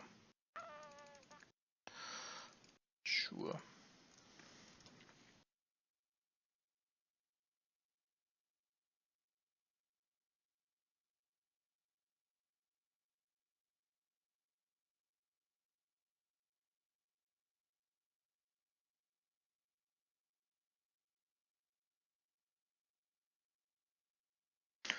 So last time he fetched for a Black Source.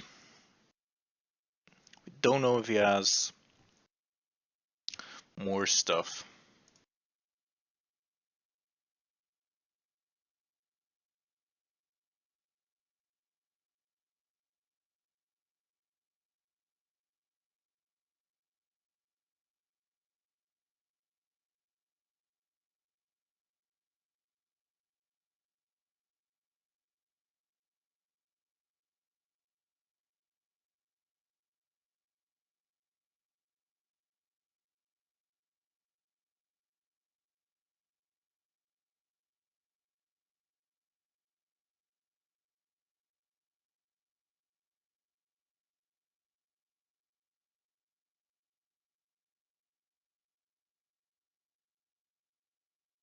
Okay, it does have a forest. That was to be expected. So we're playing a Giant Killer.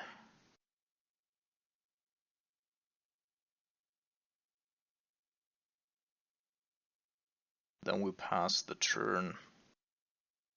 Also, whatever you put on top isn't on top anymore. And we also shouldn't die this turn. So Giant Killer can keep the Death Shadow in check next turn. So I'm just gonna go Charming Prince here. And Scry 2. Potentially we'll find something good. Relic is pretty good. Yeah. I could see it. I could see it. So what do we want to have? We could. So let's see. If we go Relic on top, second next turn, we have a lethal attack, right? No matter what. Unless he has a removal spell as well, which is possible. But what happens if we go Ranger Captain? Ranger Captain could instantly fetch up another Giant Killer, kill a Death Shadow.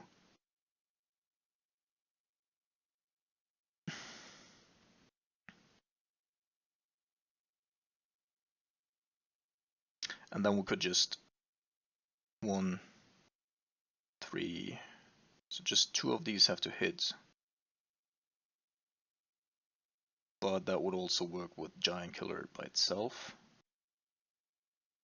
So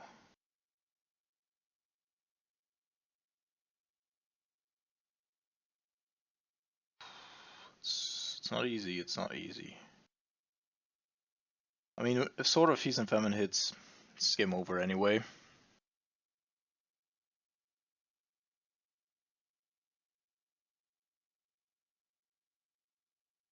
But Relic also shrinks down Tarmogoyf or a Grimflare.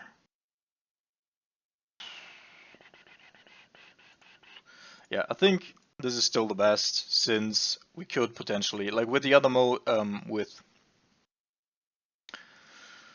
the Ranger Captain, we don't know if our opponent's playing like 1 or 2 or 3 more threats this turn, so we can't know if we're really safe.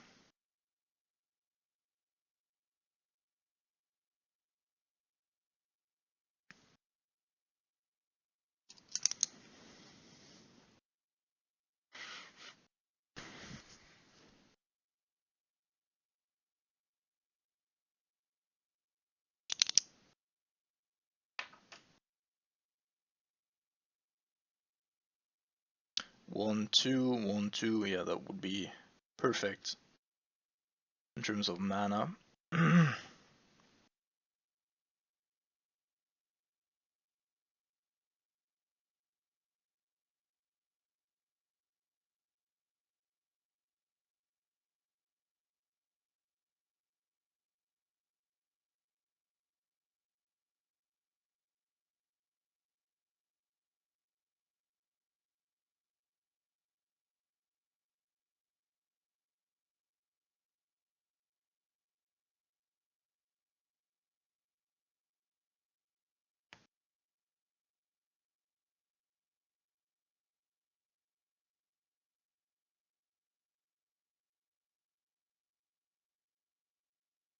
Alright, so just a land there. She cannot shock, right? Otherwise you would need 2.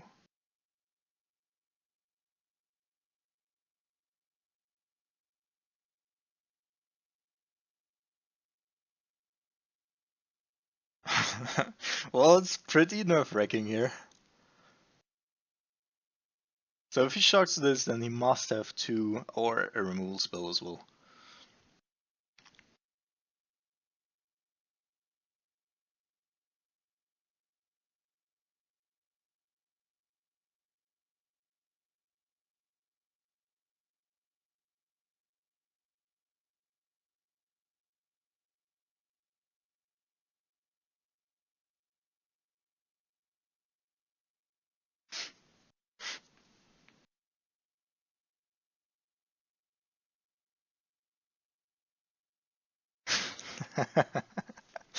So we've been thinking about what we're doing for at least a couple of turns. Alright, he's shocking. So that's a Goif. Alright, alright. Now we got him. Now we got him.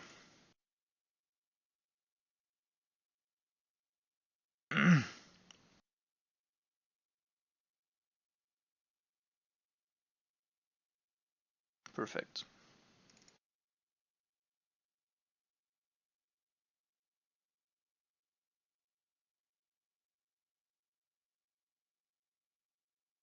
Nice. Very, very nice indeed.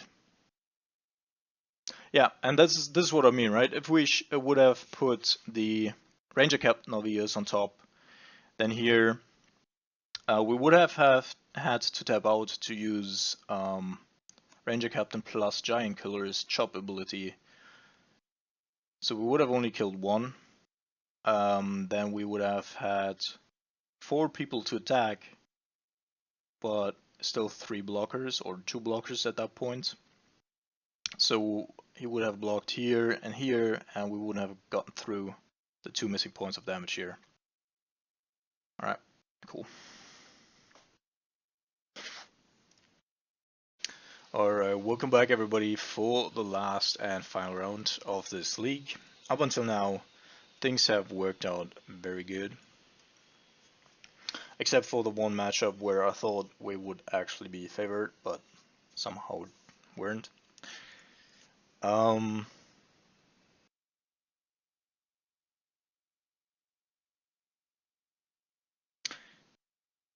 I like Primus in the main board if you want to go wide, if you want to go and beat mid-range decks, etc. But otherwise, I think I prefer Banisher Priest. It's very good on many board states. Most of the time, your opponent won't be able to remove it anyway because they don't have enough spot removal. So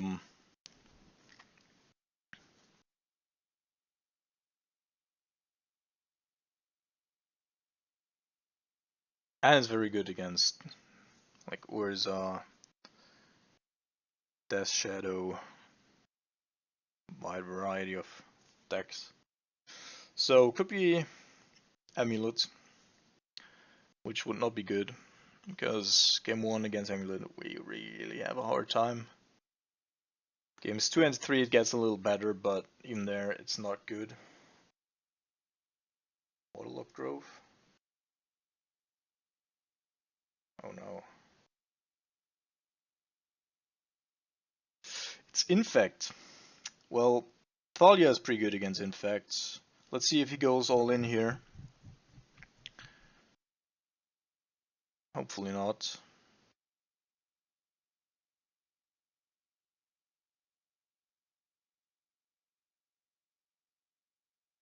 Okay, good.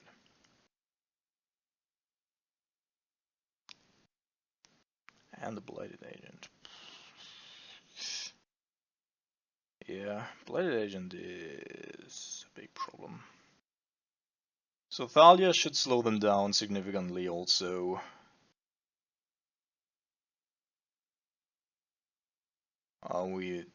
Nah. But even him just hitting for 2 turn will probably be enough. Scale up, yep.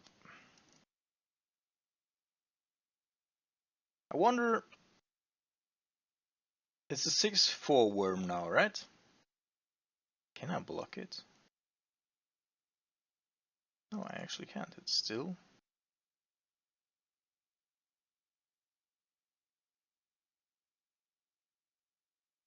Hmm.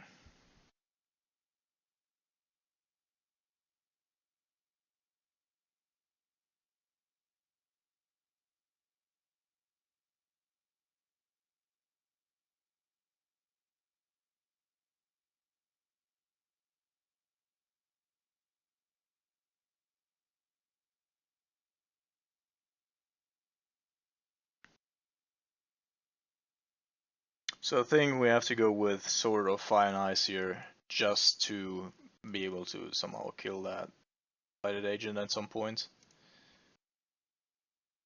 I can't even attack.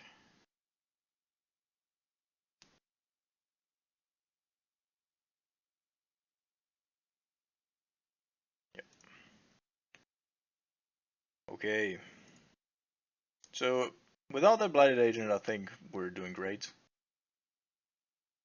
With a Blighted Agent, on the other hand, not so much. But for the most part, our deck's somewhat well equipped here. As I said, just have to stop that Blighted Agent from coming down. What's really strange to me, like I played a couple of rounds of Infect, right? And I've almost always just had one threat, and whenever I play against Infect, they have at least 3. Glistener Elf, Inkmoth Nexus, and the Blighted Agent. Pretty sick.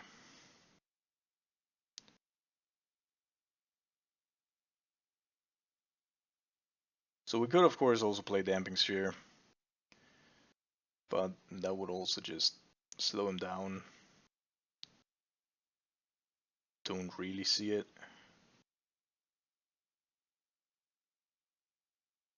I think it's all about Blighted Agent.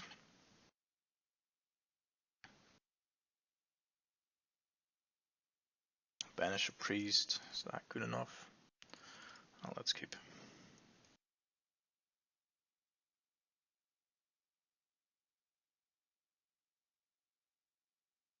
We have a couple creatures to gum up the ground. We have removal, we have value, we can fetch for a sword. So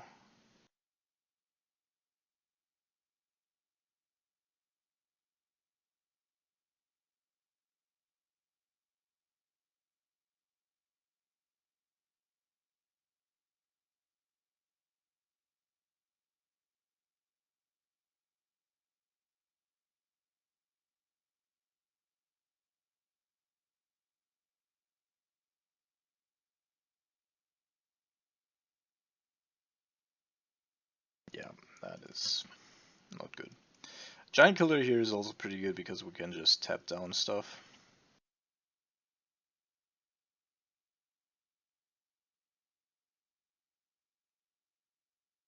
But now I know why my opponents sometimes keep those.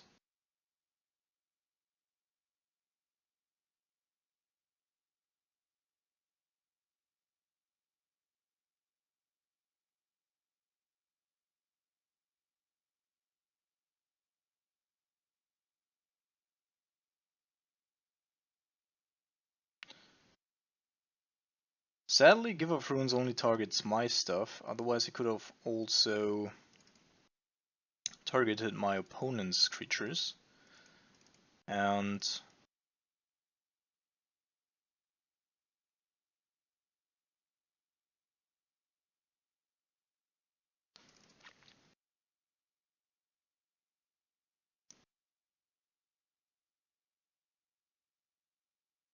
yeah, this is actually all I hope for.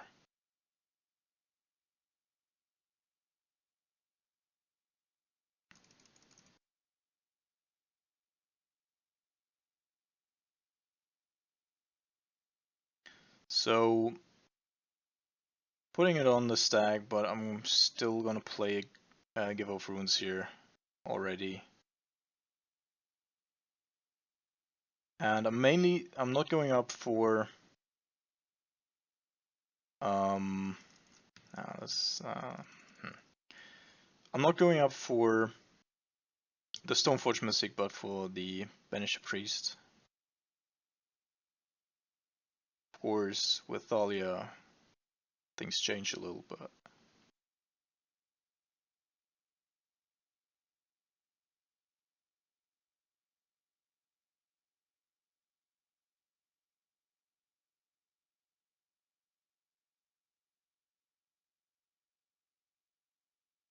So we're taking 8.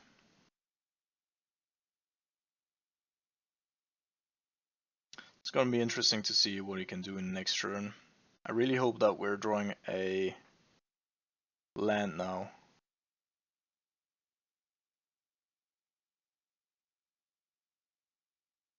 Because if we can get, not the right lands, but I guess it will work out. Since we just go after the Inkmoth.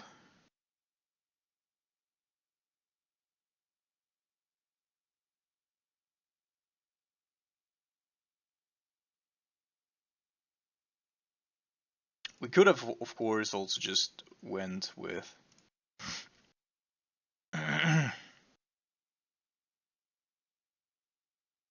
playing Thalia and then playing the Manager Priest on the Ingmoth Nexus, but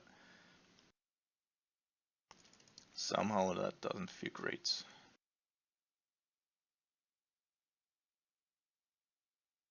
Oh no. Fucking Blighted Agent. So I'm gonna wait till my turn to hopefully draw that land that I need.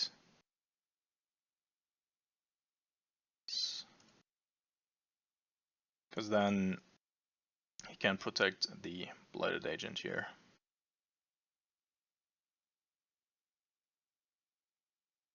And Give of Runes will of course protect my Banisher Priest.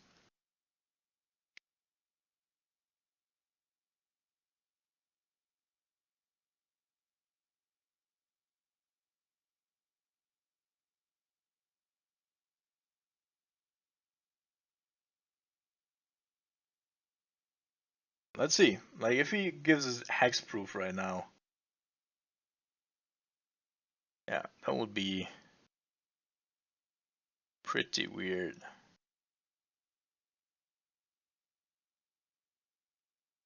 So why would you play a Breeding Pool? No clue. Alright, got him.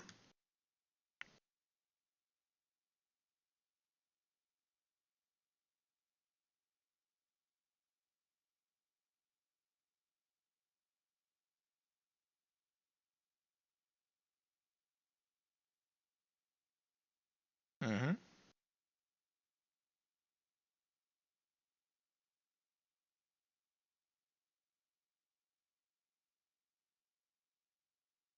Can't really attack, can you?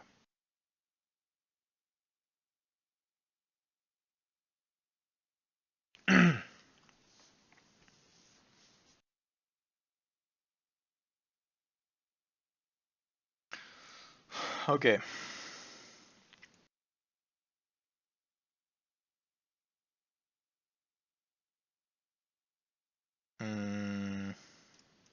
So give a Stoneforge Mystic.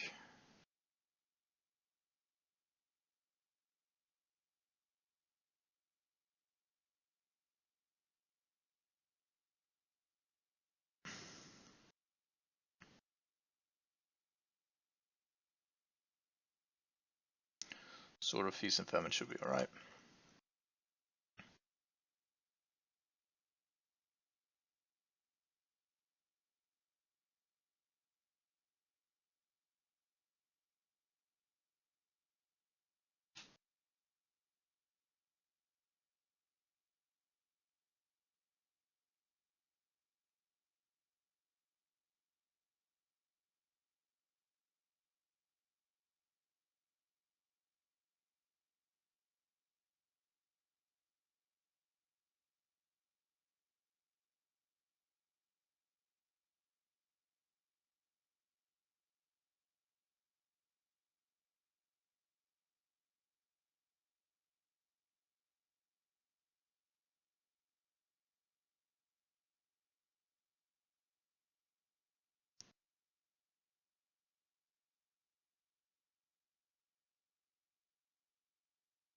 I assume that he won't deal 20 damage under Thalia, and therefore I don't really care about this.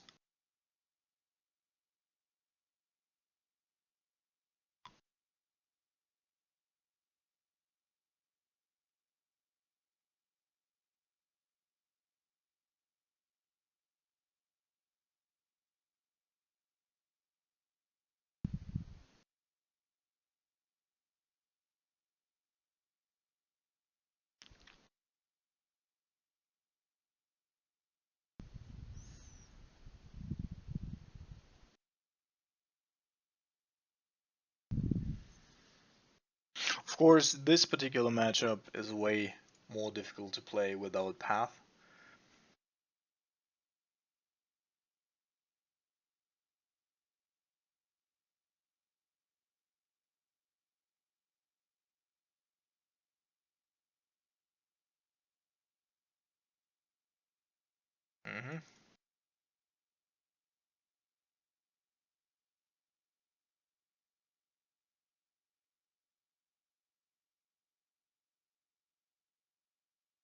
Alright, so Stoneforge.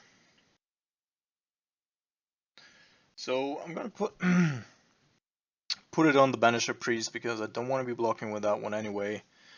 And then we're gonna untap our lands, and I'm gonna re-equip it to Thalia.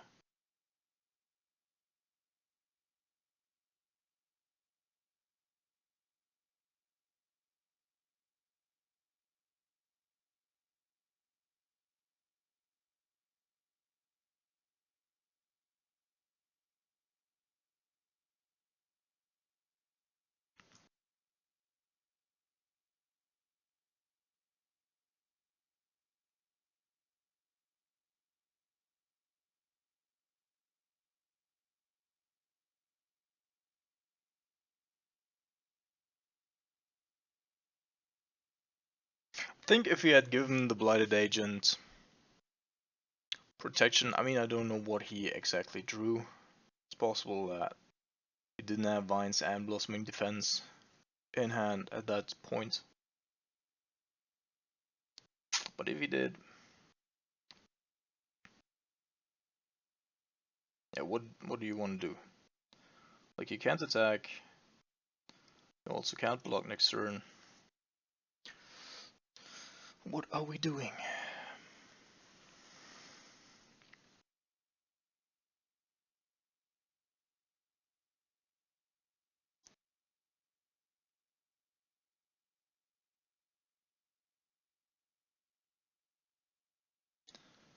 Alright.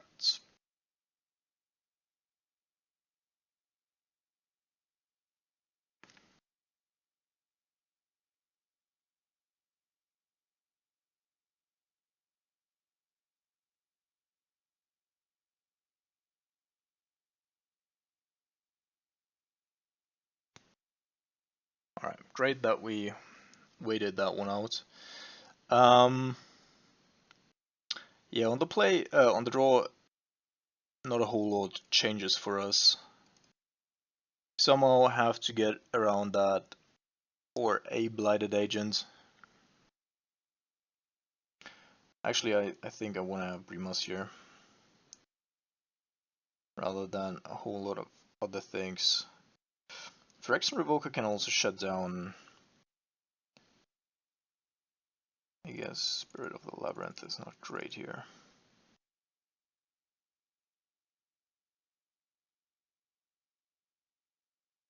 And Brimas is a good clock, and he also provides multiple blockers, therefore with 5 toughness, so therefore that's actually great.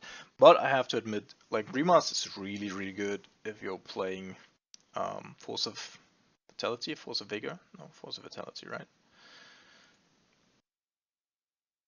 Something like that. But it's only mediocre if you're not doing that. Yeah, feels like a keep.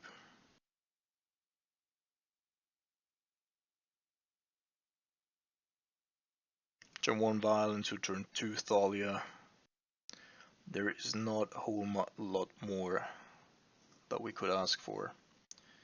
And of course, is if he does have... Normal Hierarchy is also annoying. Third Thalia. If he does indeed have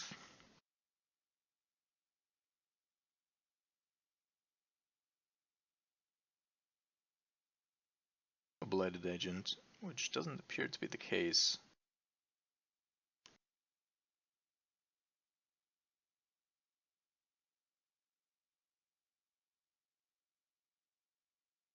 Okay. So I can't go after the Emoth Nexus yet, because you can protect it potentially. Next turn we should be able to do it though. Shit. Ah, we could be dead. We could be straight up dead. That would be unfortunate.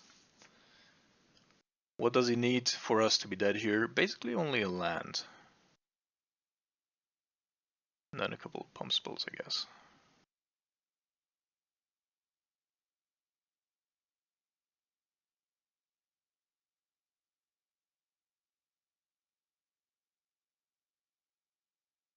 Okay, 6.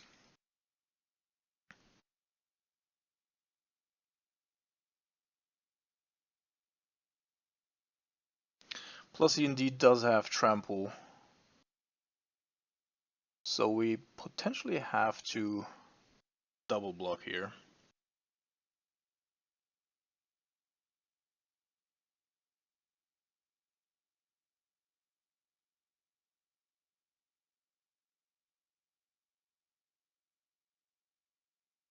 So I kind of want to get rid of the Nexus as long as possible. But the Rancor really, really is a problem here. Let's say he doesn't roll another land, and therefore only has one spell to cast.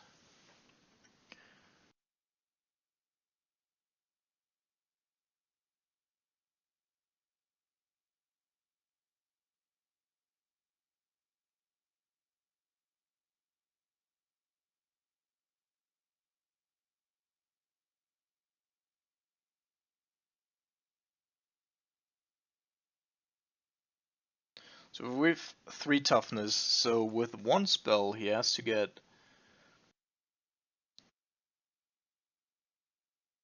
6 power, right?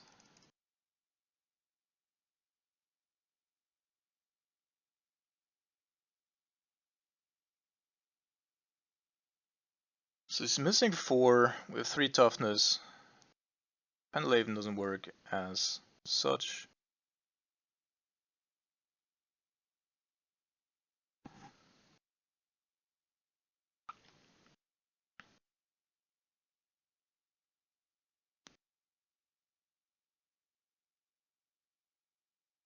So I don't care about the land here. I just don't want to give him... I mean, what could it be though?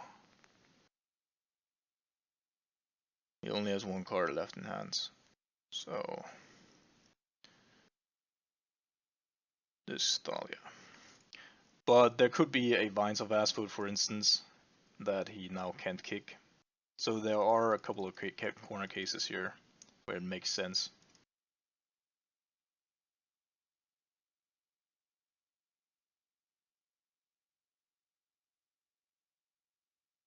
If he can't attack here, that would be a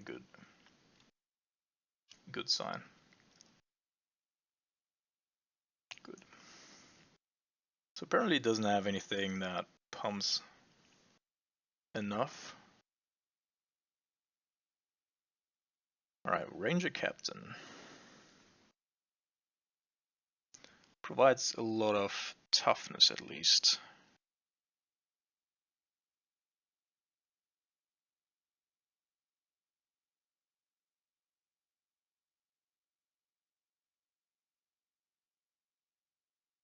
So we're just building a fortress right now. And I'm not sure, yeah, we probably want to have a giant killer here as well.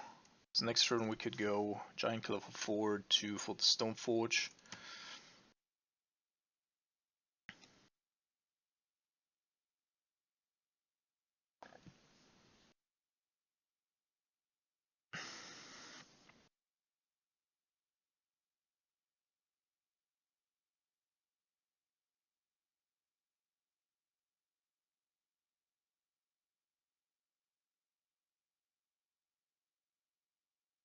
Yeah, I'm gonna throw everything in front of that one. Like if he's attacking here, there must be something in the bushes, or he does have another Glisten Elf, of course.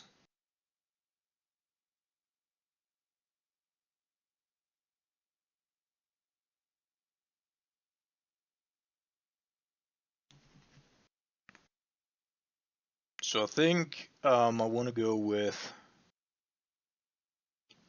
what do I want to go with here? With the swords. With this swords.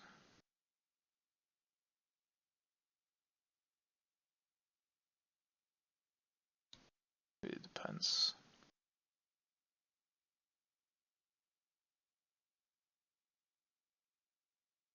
Let's do it with this one, just because I then can play this plus have Giant Killer up.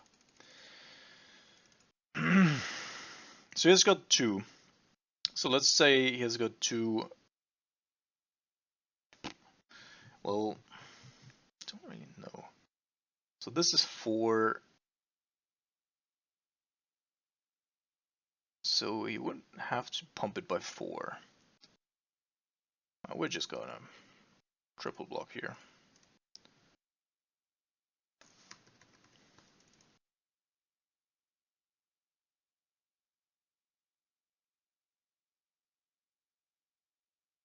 Because he could pump it by 4, right?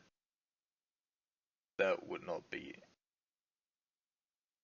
too difficult. With like 2 Might of Old Crocers or whatever. This way though, I think he has to expand at least 1 spell. And have another threat. In order to get lethal through.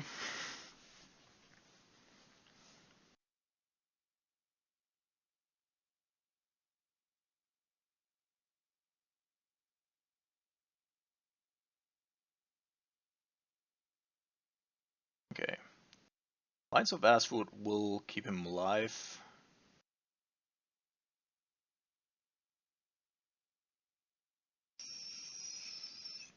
No, it won't. We're also dealing 6 damage. So...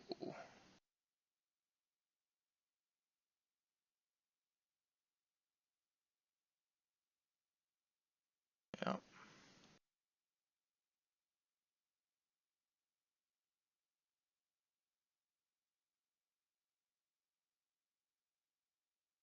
Okay. So...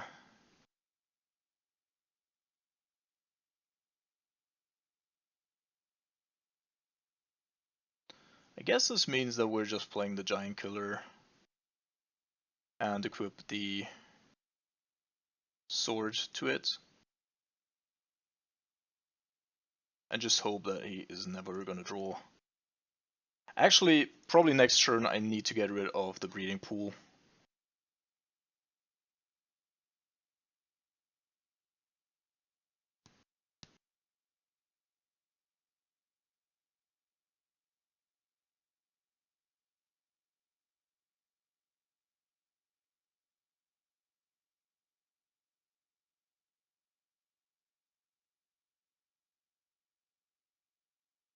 Alright, Stoneforge. That's actually pretty good. So we're playing Stoneforge here. And we are fetching for the other sword that we can then equip to kill the Noble Hierarch, and we'll also untap and draw another card, which is pretty good. And we're of course also dealing a whole bunch of damage here. Yep, I want to kill that one. And he also has a discard, so... oh, Distortion Strike discard. And with this thing gone, I can now finally go after the blue sources so that no Blighted Agents coming in.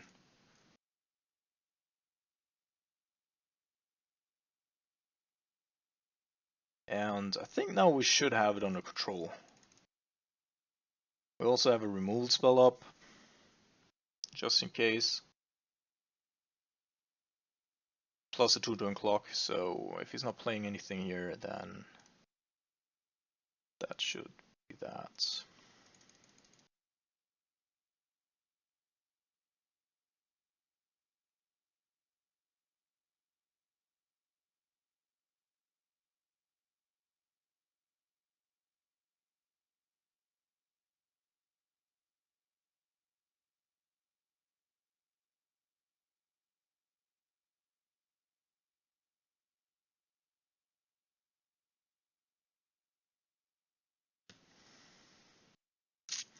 It doesn't really matter, don't really see an out here for our opponent. Yeah, that's it. Alright, a 4-1, a well fought 4-1 that could have easily been a 5-0, I would say. So going forward, I'm gonna go and put the Brimasters out again. Spirit of the Labyrinth, I'm not 100% sure as well. Banish a priest or something. Yeah.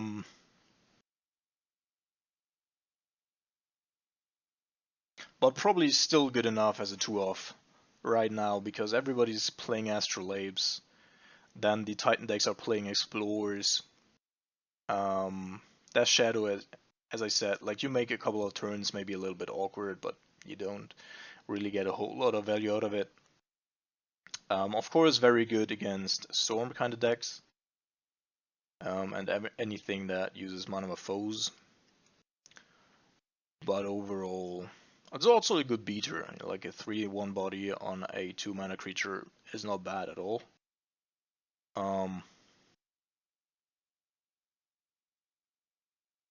Yeah, that's it for today. With the sideboard, we're beating Burn, we're beating Graveyard decks, and we're beating big mana decks for the most part. Of course, not all the time, and combo decks maybe.